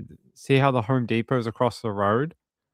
This is the park here. They were trying to disperse a large crowd that had gathered, and at some point, a firearm went off. And that's what they're talking about. Yeah, there's police there. Yeah, there was police there. Crazy. Why people decide to do that, I got no idea. Yeah, I'm going to flick you back to the scanner in case it pops up with anything new. KCRA saying they're waiting on a press conference. Sheriff has not confirmed how many people have been shot, but they're just saying that they will have a press conference when they can give more information. So that's what's going on right now in Sacramento. So let me just double check if there's any new.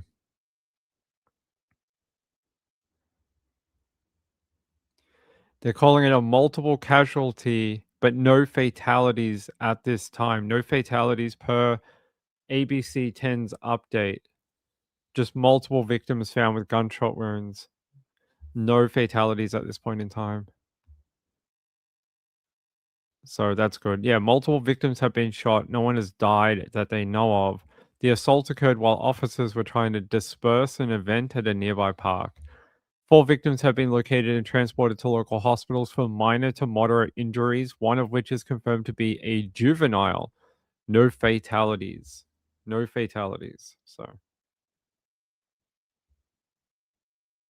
all right.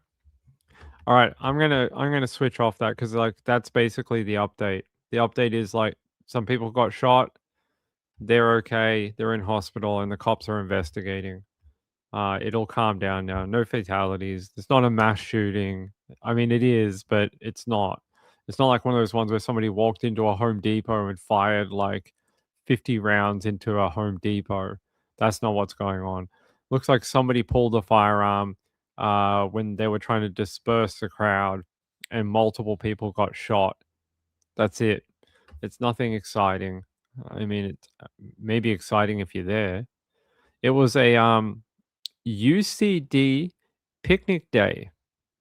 There you go. Picnic day. They were having a picnic day.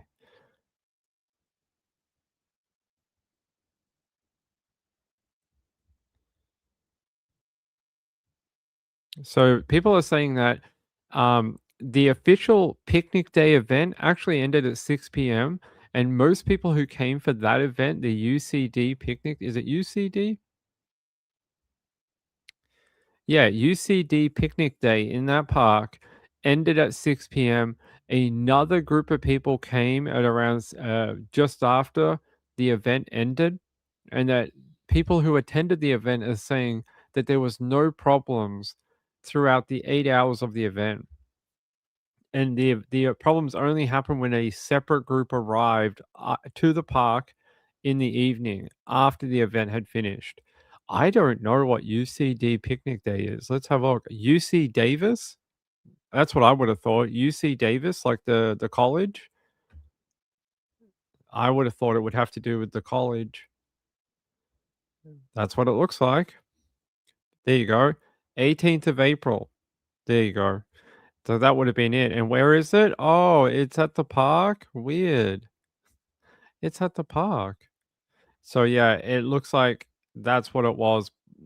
But these people they're saying are not involved. The people from the school are saying that it wasn't them. There was a separate group of people that rocked up after. So there you go. There you go. So let's have a look.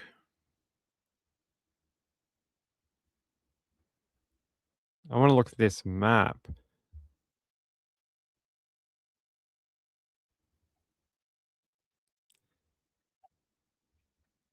Hold on, guys.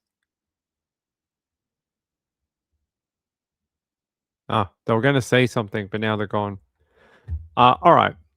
I'm going to get back to our Missy Beavers thing. I think this is can stop. Don't think it's going to be anything really, guys. Shooting at a park, it happens, unfortunately. It looks like it's mostly been resolved, from what I understand, and from my readings of the commentary by people who are actually there. People are saying it's basically over, and that the injured people have been taken to hospital. Some people have been arrested, and most of the group has been cleared out. Yeah, so it looks like there was another victim found with a gunshot wound at a Starbucks down the street, but they have been taken to hospital as well. So it looks like mostly everything looks like it's okay. So they're looking for someone with sagging black sweatpants with pink and yellow underwear with a pink waistband and yellow text. That is one of the people they are looking for, the description of them. Cali girl said, University of California, Davis. One of my daughters went to the school there. Yeah. They needed their coffee first before they got taken to hospital? Maybe. They were like, I ain't going to the hospital.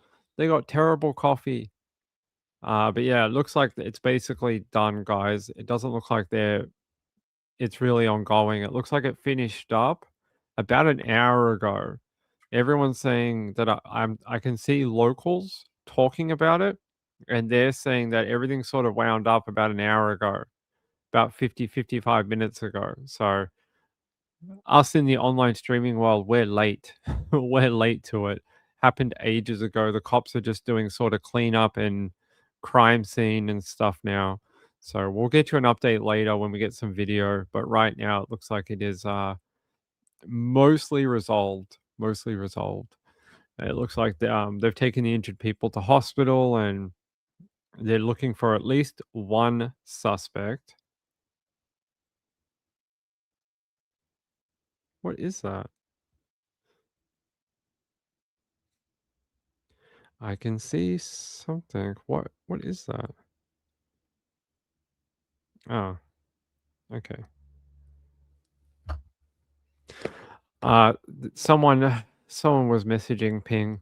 All right, let's go back to this Missy Beavers 10-year anniversary. I really want everyone, even if you're watching on the replay crew, I want your best theories. And I want these three questions from you. Why would someone go to the effort of dressing up in SWAT, breaking into a church, and fumbling around for, a long period of time before Missy gets there at 5 a.m. and then attacking her? Why not just rock up at 5 a.m. and shoot her in the face? Like, it's way faster. You won't get caught. Like, sitting in the church for a number of time, you got more chance of being caught. You might set off a silent alarm, especially you see them in that video smashing windows and doing things like that. Like, it's really strange that you think that you could get away with that. That's first question. Why? What's your motive here? And why would you do it in this way? Second question. Is the car involved? Is it their driver? Are they signaling them with the headlights? Because you see them turn on, off and on, off and on, off and on. I want to know if you think they're signaling them. And the third question is, I really want to hear your best arguments for, is it a male or a female? I already told you my opinion. I think it's a female. But I want your opinion as to whether you think it's a female or you're like dead set it's a male. And you got to give me your reasons of why. why you think it's a male. Yeah, this might be better quality. Hold on, guys. Maybe this one's better quality. This one's from a different website.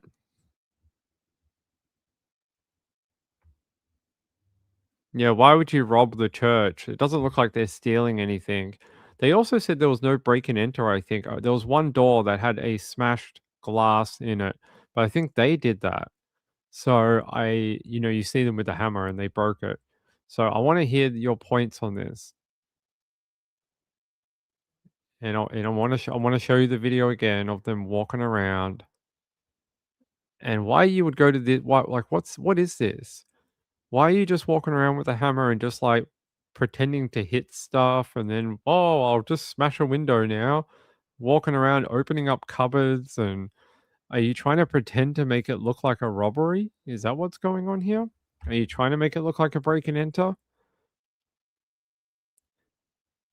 It's interesting that they're so calm too. Like if you were breaking into a church to kill someone, I don't know if you'd be that calm. Where you just open up doors, strolling around, having a good old time before you commit murder. It's a little strange. The outfit works for an escape. You just walk outside and be like, "Oh, there's nothing here, gentlemen. I've been here all day." Let's see. There you go. There's the other view. It's a shame that a lot of the videos for Missy have gone missing over the last 10 years. Unfortunately, they just have.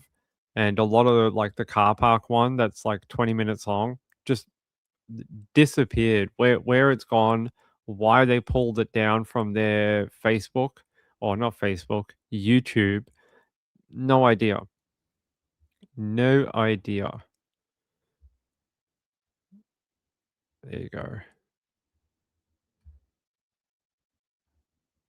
Yeah, there's a view I want to pause on. That's when they smash the window. See? They break it and it all shatters onto the floor. I don't know, it's almost like they're trying to make it look like a break and enter. Like, what's with the hammer? It's a shame. I don't know if people know this, but Missy actually had a gun in her car. And if she could have reached to a weapon, she could have maybe defended herself. But she never got to fire that weapon, unfortunately. Gayla said, I've always said female, the way they try to disguise their body shape, the way they walk. I also think a woman thinks things through more if it's sort of revenge. I Hate Morning said, I think it's female because of the body and the movement.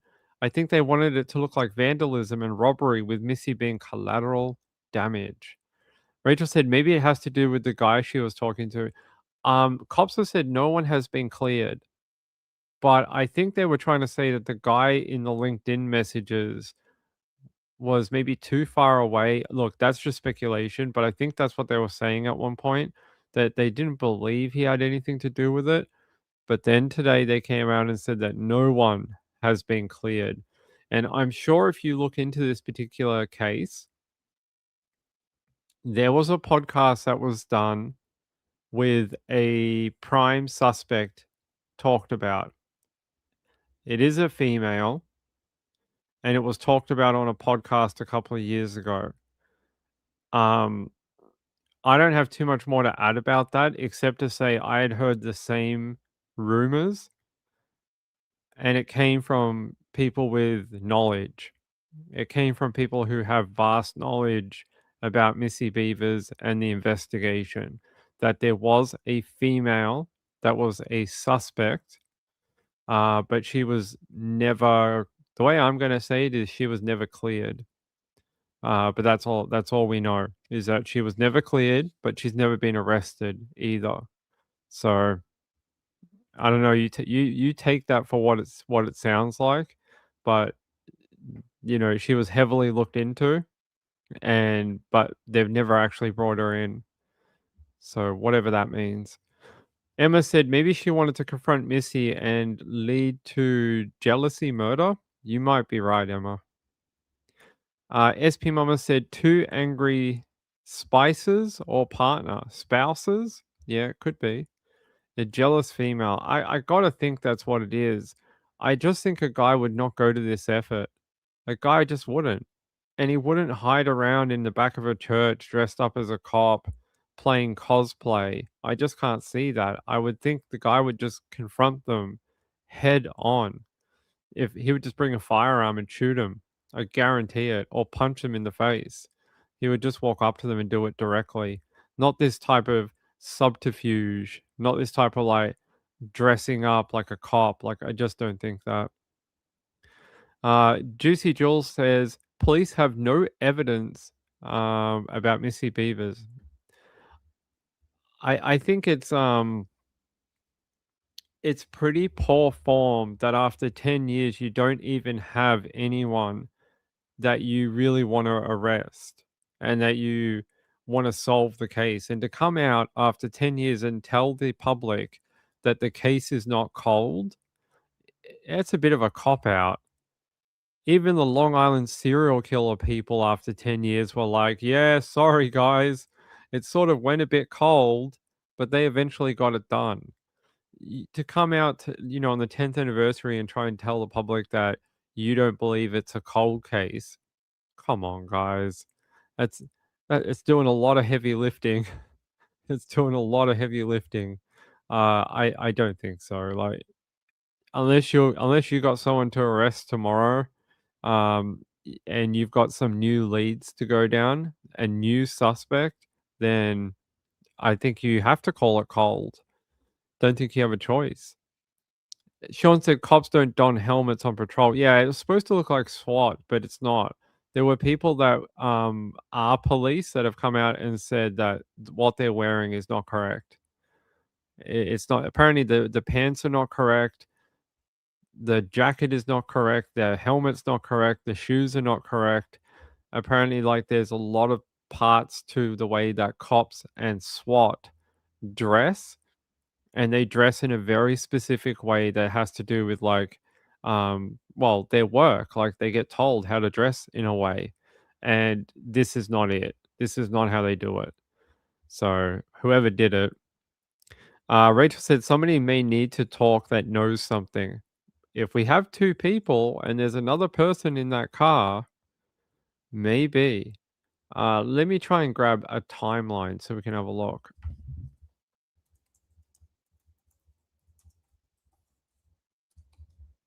Let's have a look.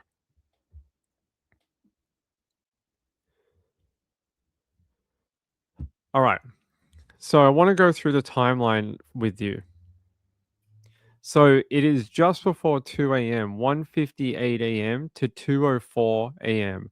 A light-colored 2010 to 2012 Nissan Altima is seen on camera outside its SFAW Outdoors parking lot.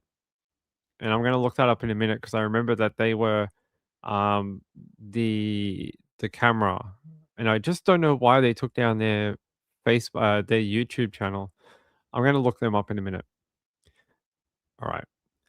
At 3:50 a.m., almost an hour and 45 minutes later, a suspect dressed in full police-style tactical gear, including a helmet, vest, and gloves, is first seen on church CCTV after breaking in. Between 3:50 and 4:20 a.m., about half an hour, the suspect is filmed wandering the church hallways, casually opening doors and cabinets with a hammer. At 4:16 a.m., Missy Beaver's pickup truck pulls into the church parking lot. 2 minutes later, at 4:18 a.m. to 4:20 a.m., Missy enters the church to prepare for her 5 a.m. Camp Gladiator fitness class, which she had moved indoors due to rain.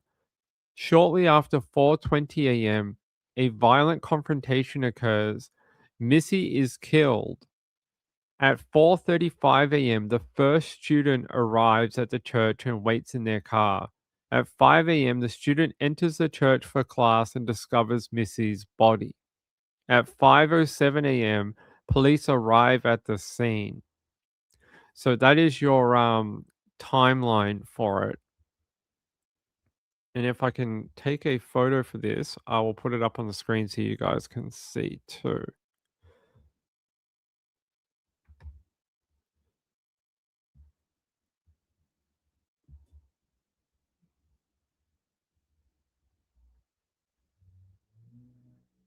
All right, let's put this up on the screen.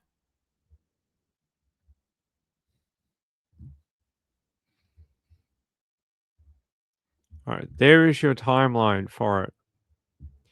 That is your timeline for Missy Beavers and what happened between 1:58 a.m. and then 5:07 when cops finally arrive. So, yeah. So that Nissan Altima was there hours before that suspect in the full police tactical gear entered the church. So maybe it was just one person. Maybe they were trying to find a place they could park the car and then run into the church. Maybe they were looking at that parking lot and then decided, oh, there's a lot of cameras. Maybe that's why they were driving around. Maybe they were looking for the cameras and they drove around a bit, decided there's far too many cameras here. If I step out of this car, they're gonna know who did it. So they left and then found a more quiet place to park the car and then get into the church. So you look at the gap, 2:04 to 3:50. That's an hour and 45 minutes they had between being at that car park to breaking in to the church and being in there. Like, this is a long timeline. You have to be real angry to be like, it's 1:58 in the morning. I know Missy's going to be here at 5 a.m. and then at 5 a.m. I'm going to beat her to death. Like, you have to be so filled with rage, a type of rage that never calms down. Like, you are so dedicated to undertaking this murder that you're willing to drive around in the crazy rain for multiple hours and then break into a church and then kill her at 5 a.m., 3 hours later. Sean said, why weren't the external cameras working? Sabotage. I believe they were working. They've just not been released to the public. I think because it shows Missy being killed. I think that's why we haven't seen it. I think I'm almost sure that either her killing is caught on camera or it's just outside of the view of the camera. I can't remember. I'll look it up.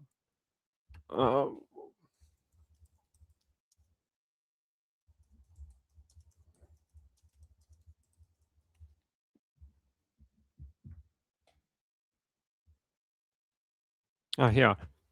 The actual murder of Missy Beavers was not caught on camera. While the church had a functional interior surveillance system, the footage shows only the events leading up to the attack.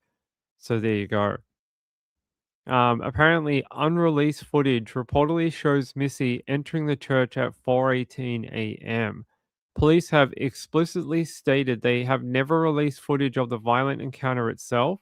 It is unclear if the murder happened in an area of the church not covered by cameras, or if the footage exists but is being held to protect the investigation.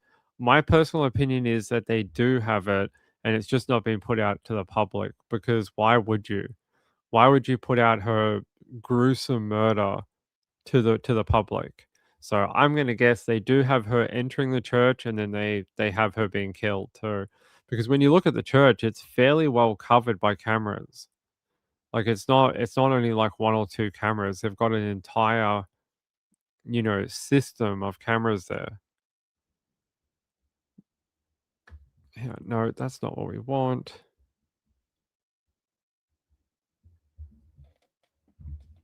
Yeah, this one.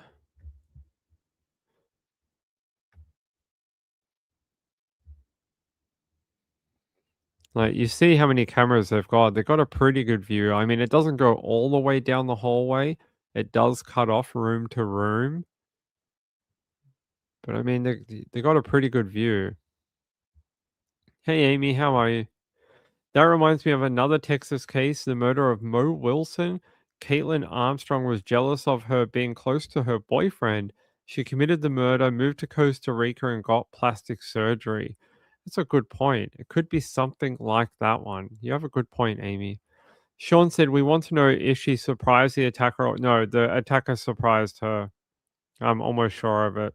She would have walked in there and got the fright of her life. They would have heard that a car pulled up because you got to understand, this being like 4 a.m. in the morning, it is dead quiet. You could hear a pin drop in there. And if you hear a car pull up, you're going to be able to know that someone is near the building. And they would have been ready, waiting to attack her. It would have, yeah, they would have had the element of surprise. An angry woman can really plan, hey, don't be messing with no ladies. They'll get you eventually.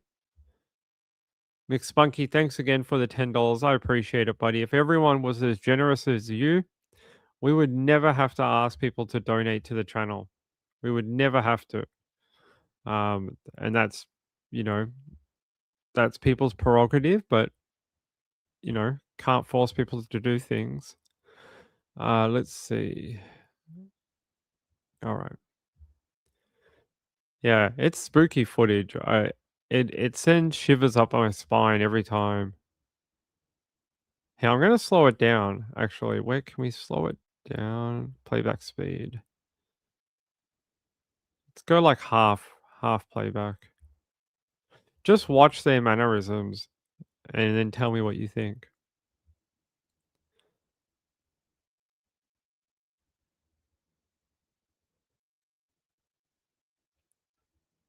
The sort of duck leg walk. See how they cross their leg over? Did you see that? That's always been a funny thing to me with this. Yeah, let's go back. Watch their foot as they turn this corner. Where they come into this hallway. Watch the foot. You see that? See how the foot is flat? It's like that. It should be just straight on. Like, who walks and puts their foot out like this? You don't. You put your foot out like that and keep walking. Why would you put your foot on the side like this? It's a really strange gait or movement.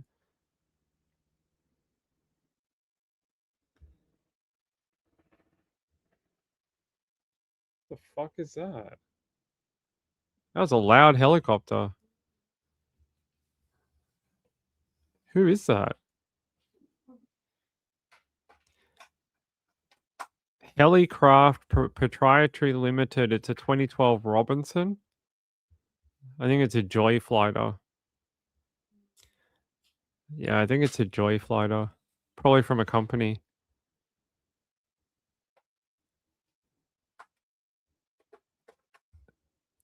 Is that the tag for him? Oh, YZD. That helicopter sounded ill. It sounded like it was like dying. Sorry, we had like a really loud helicopter go over, but it sounded like it was dying. It could be an injury.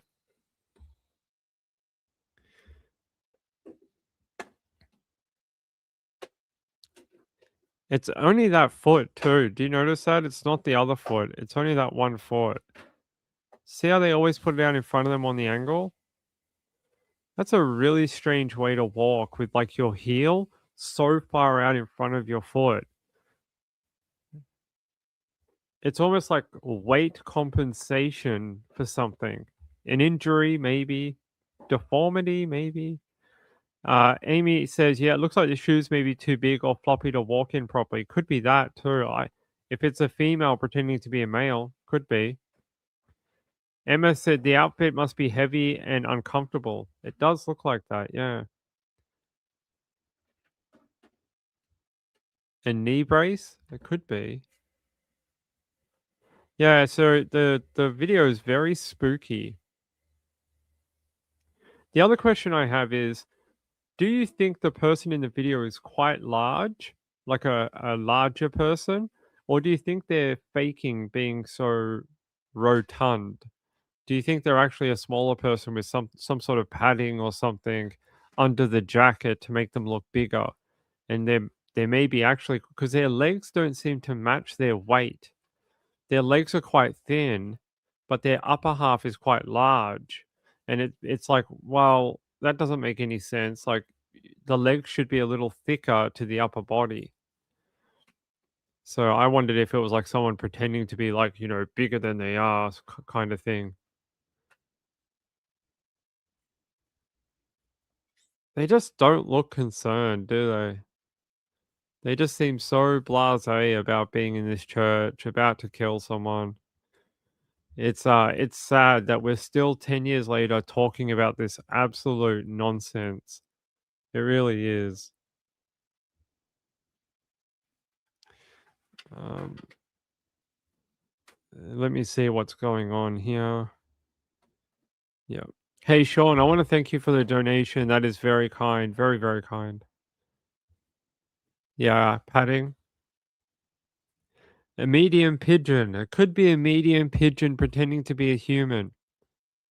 That may be the truth. That could be true. Medium pigeon. I'd like to go to KFC and order one medium pigeon, please. All right.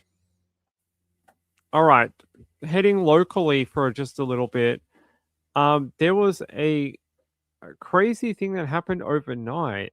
There was a person who drove their car through a group of people at something that's like Comic-Con. Like, they call it Supernova, but it's like Comic-Con in San Diego. There was a person who drove their car through a crowd, ended up killing one person and injuring two others. I'm just trying to take you out there. Happened last night, was pretty horrific. Apparently, a lot of witnesses, unfortunately, and they're still trying to figure out why this guy drove through the crowd like that. So I want to take you out to ABC.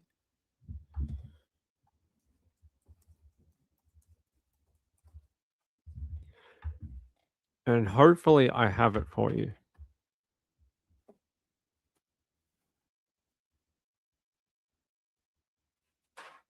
Yeah, I do.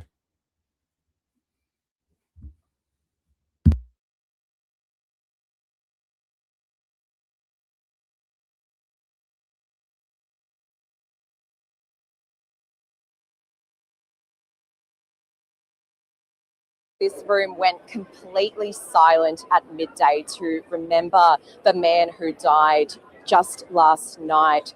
This is the Supernova Comic-Con convention. We're standing in the Melbourne showgrounds, and tragically yesterday, just before 5 o'clock, a man who was leaving with two of his friends on his way home after attending the event was run over by a car. Now, he died at the scene in his 20s. A second man was also taken to hospital in a serious but stable condition, and a third man was also taken to hospital without physical injuries but suffering from trauma. Now, that car, police told us last night, they held a police conference to the media at about 9 o'clock, and they told us that that car actually crossed over onto the other side of the road and onto the footpath where that group of men was walking. Police told us that it was a 33-year-old driver from Werribee, which is about half an hour from where the Melbourne showgrounds are. He was known to police and he was driving a hire vehicle. He was actually arrested by an unarmed police officer at the scene, and they took him under police guard to hospital and took some blood tests to see if he was under the influence of any alcohol or drugs. Police have told us they don't suspect that it was a medical episode, but they are, of course, still investigating. At this point in time, no charges have been laid, but they will be questioning that man once he is released from hospital. Yeah, so my Mrs. Ping's parents were there last night, and I think they're there today too. And they're actually at the convention. They're actually at the convention, and like, we had to check up on them. We're like, was it you guys? Are you guys all right? Did you guys see it happen? It was really sad. Yeah, they think it was on purpose, not an accident. They think that this person is well known to authorities, and they believe there's something strange there. Like, apparently the car, once it hit the guy, continued on for like, I can't remember if it was like 120 meters or something. I'll show you. There's another photo. There's a photo that shows the sort of aftermath where the car is, and then where the marquees are, and I'll show you. It's ages away. Yeah, here.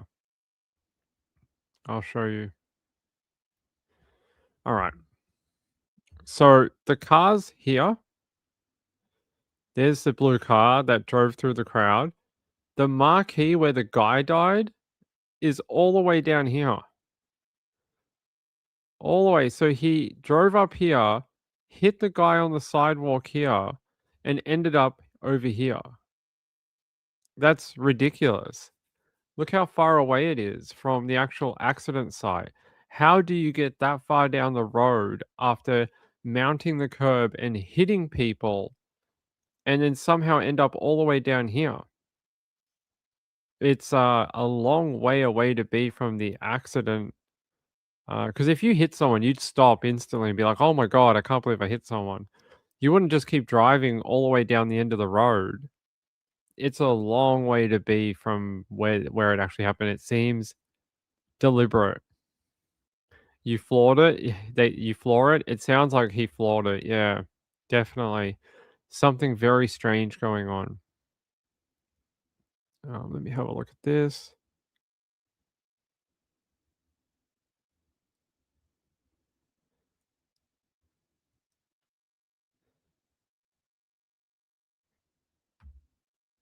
All right. Sean said, what about the girl holding on the bonnet until she fell off? Yeah, but she's a freaking crackhead, and the girl in the car is a hothead. The girl in the car ended up being arrested, and she went to court and was found guilty. The girl who hung onto the bonnet, nothing happened to her. It was really strange. If you don't know what you're talking about, hold on. Road rage, female, road rage bonnet. There was a woman. Here, I'll show it to you from Channel 9. Tonight, one of the most bizarre road rage incidents you'll ever see. An enraged woman on the Gold Coast clinging to the bonnet of a car. But it's the driver who's been sentenced by the courts. Only 9 News has the video. You're in the driver's seat for one wild ride. Go on. Behind the wheel on the Gold Coast is 22-year-old Natalie Alice Shaw. In her path is an enraged woman. Go on. Go on. Go on, you stupid dog. She starts hanging on to my car and she went flying off the side of the road. Oh my God. Natalie claims the woman was in a car that was going the wrong way. That's Natalie's red car arriving, pulling into the drive-thru where the woman confronts her. Banging on my windows in the drive-thru, like, get out of the car, you The woman leaves, then comes back. Then she's on the bonnet. You're gonna hit me. Go on. Out onto the busy main road with a 60 km/h speed limit. And I'm driving, like, trying to get her off, like, swerving, trying to get her off. Are you going to get off now? You going to get off?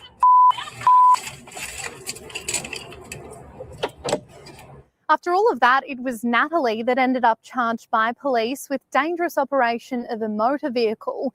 But the whole ordeal was so strange that even the magistrate said that in 25 years of practice, she has never seen such bizarre behaviour. Yeah, it's a strange legal precedent on this one. To charge the driver, I get it, because she's the one operating the motor vehicle. And while the stupid woman on the front shouldn't have done that, it's also the girls driving the car's responsibility to, not try and kill someone either. Like, I see both sides of it. I don't know why the cops... In honesty, there should be no charges. There should have been no charges. They should have just given her a smack on the wrist and said, like, that was pretty dumb. You're lucky she didn't die.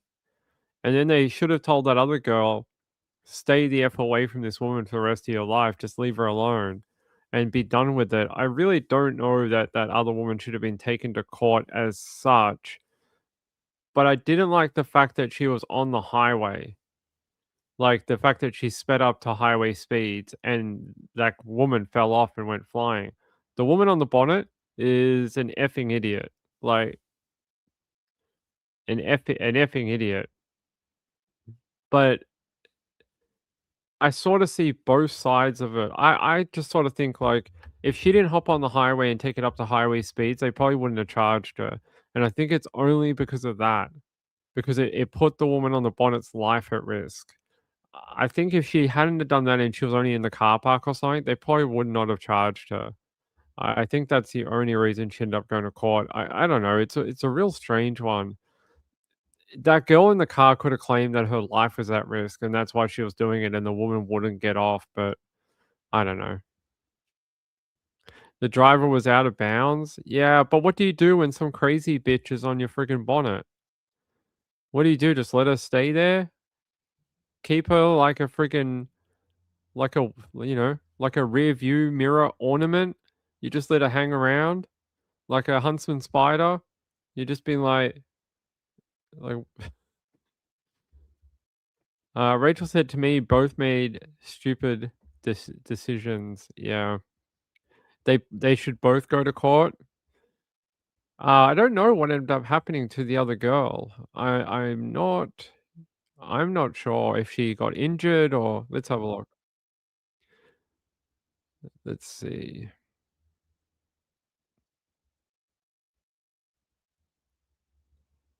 So the magistrate said the behavior of the complainant was erratic, it was dangerous, it placed you in danger, you also placed her in danger.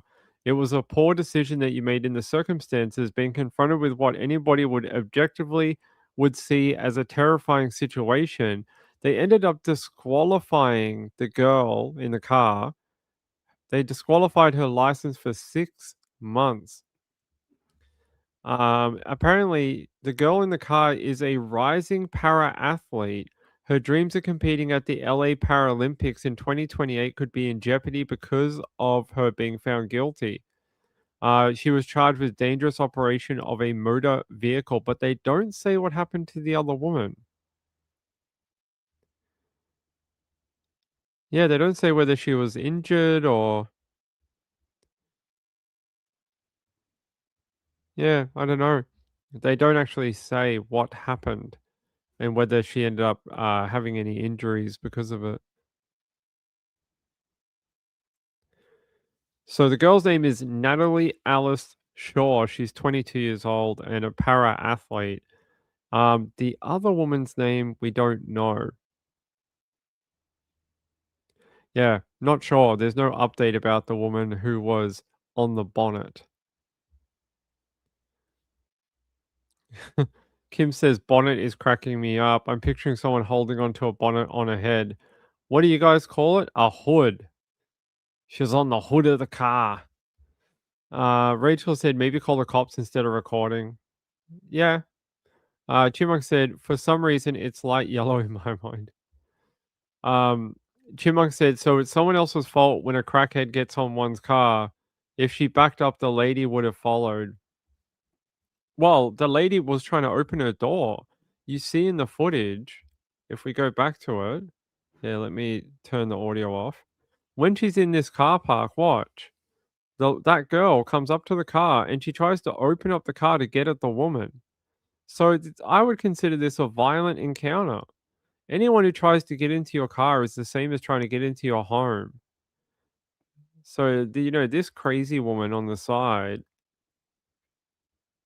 like, you really have to be out of your mind to try and walk up to someone else's car and open the door and try and get to them. You're asking for trouble when that happens. Mountain Beast said the driver is a para athlete. Seems she would be more sensitive to the potential to serious injury.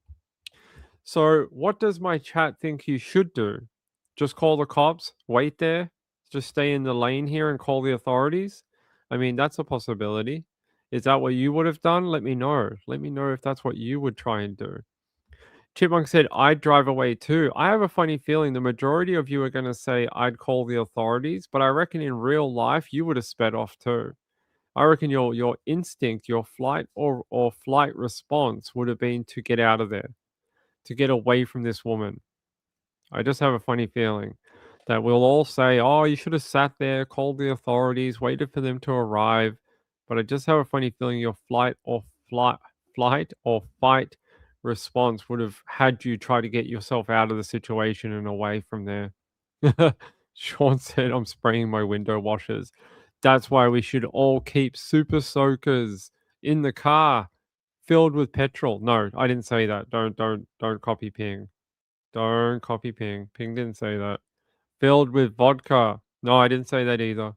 Don't do that. No vodka, no petrol, no super soakers. No one said that. Let's see. You know what's funny? There's a point in this video where her expression changes right here. Like she's all like, yeah, go on, you C word. Make it happen, love. Go on, drive, make it happen. And then the car gets up to speed and her face changes. And she's like, you know, like when you see those movies and you're like, you may be wondering how I ended up in this situation. That's what's going on in her head right then. She's getting like that over talk, that narration in her head going, you may wonder how I ended up in this situation. Uh like that. You know, her face just changed. Yeah, she was definitely regretting her choices. Manabe said it seems terrifying for both of them, frankly.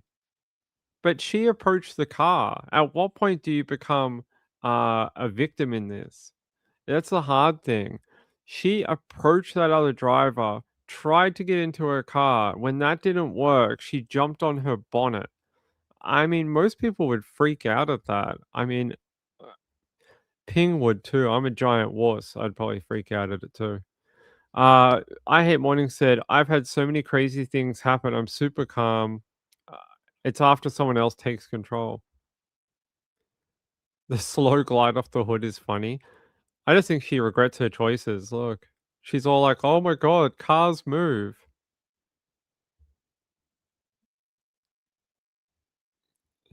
She was committed till the end. She told her to go on and go faster.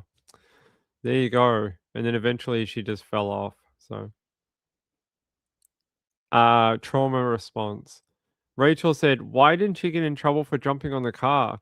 Yeah, there's no info about what happened to her, only what happened to the woman in the car, which I find strange. I'm actually trying to find out more details for you guys. Hold on. I want to find out why the other girl didn't get into trouble.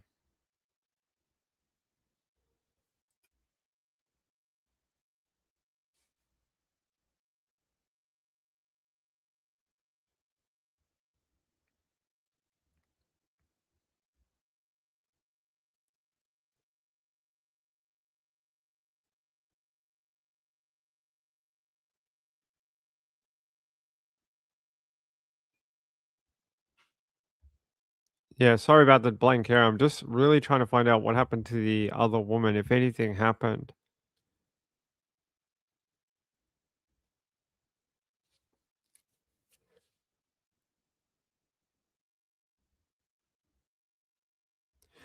You know, there seems to be a real split on what people think. Some people think that she should have stopped and called the cops. People think that the girl on the bonnet is just in the wrong for the entire thing. Yeah, I get it. It's difficult one to decipher.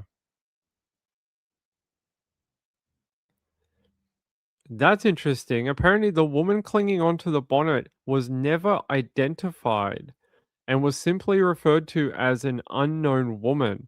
The only way that Natalie Shaw was arrested is because the video was online and that she put it online. So cops reviewed it and said that she committed a crime. Huh.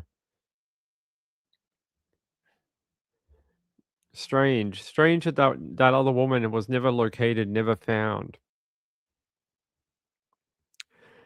Manabe said, my mom taught me two wrongs don't make a right. Well, I agree, but I just think, there's no doubt that the girl in the car, the one driving, is in the wrong. She shouldn't have taken it up to highway speeds. I think that's wrong. I don't know. Maybe she should never have left the car park. Taking it onto a public road, maybe that was the mistake. Chipmunk said, I'd drive and call at the same time. They might arrest you for calling on the phone. You're not allowed to use your phone while you're driving in Australia. Gail said, you can't charge me if there's no injured party. How? Well, no, that's not true. She put the video online. The cops found out about it and reviewed it. They said that she committed a crime because of the video online. Yeah, she incriminated herself by posting the video online. Had she never posted the video, she would never have been charged because no one would ever know about it because the other woman never came forward. So she basically dobbed herself in posting online. So yeah. Look, it just seems like we're not in an idiot shortage. We have multiple idiots. This woman on the bonnet, the woman driving the car, they're both pretty daft, and they neither of them are going to be considered scholars of Australia at all.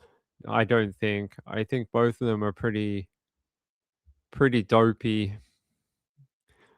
I just love that look on this woman's face. Like, she just regrets her decisions so much. Her Olympic dream, we'll see what happens with her Olympic dream. Donald Trump might kick her out of the LA Games.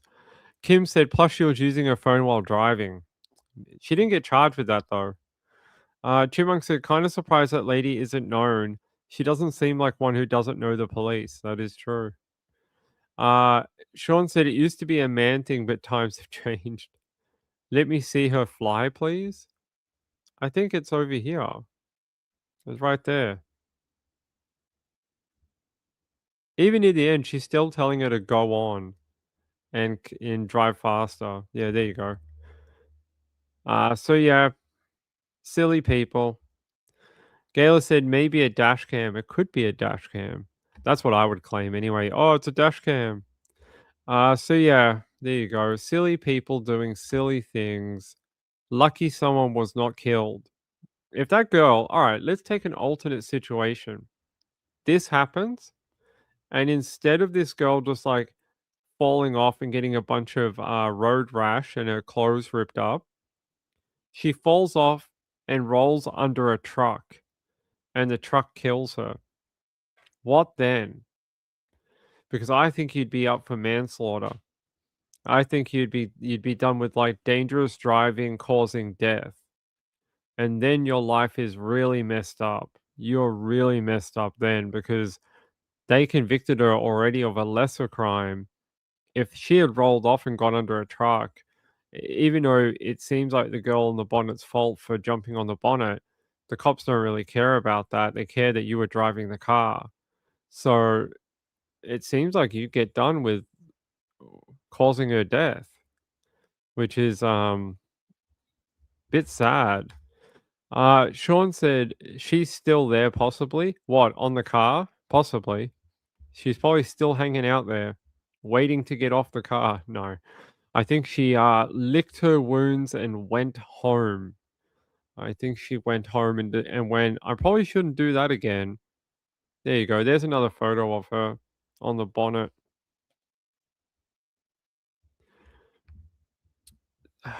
It's a precarious position. Look how close her feet are to the road, too. You know, she's lucky she didn't end up like with some really serious like feet damage from the abrasions from the road. I Am Morning says maybe you can't find anything about that woman because she's getting mental health treatment. Nah, it doesn't work that way. I can still access the court files. It just means I can't tell you about them. It doesn't work that way here. Even if you have a mental health filing, it doesn't immune you from being out of the paper. It lowers the amount of things that you can say about the person. Doesn't take away their name entirely. So it's not like a It's not like an order where you are suppressed. A mental health application doesn't automatically give you a suppression order. You have to, if you have a mental health order, you can be treated under section 6 or 9 of the criminal code.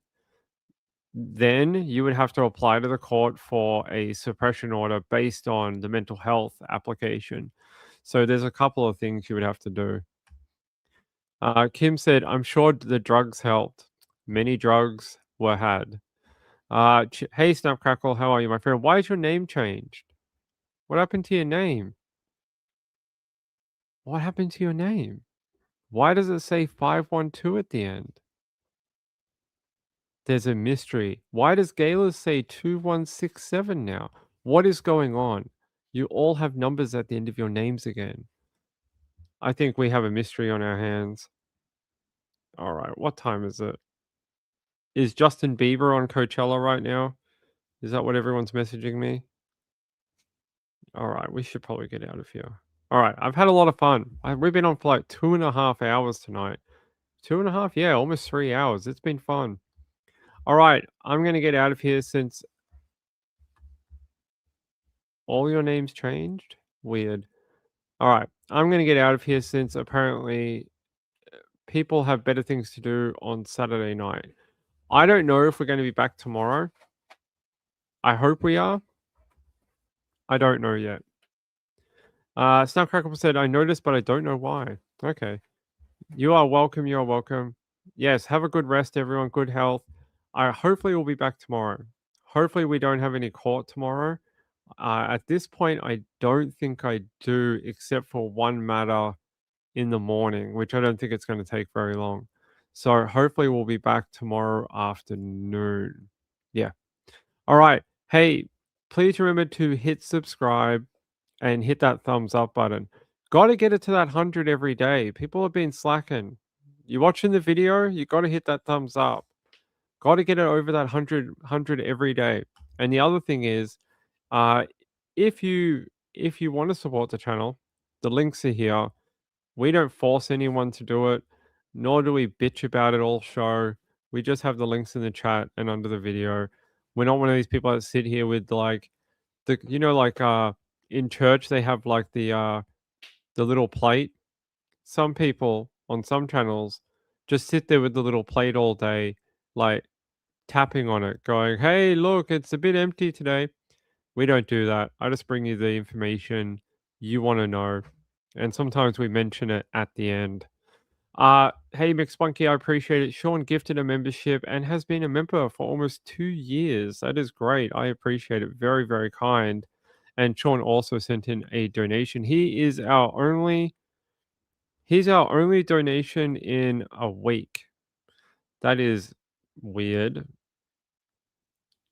I have to do more shows apparently. All right. I love you all. I'll be back tomorrow. Good night. Bye.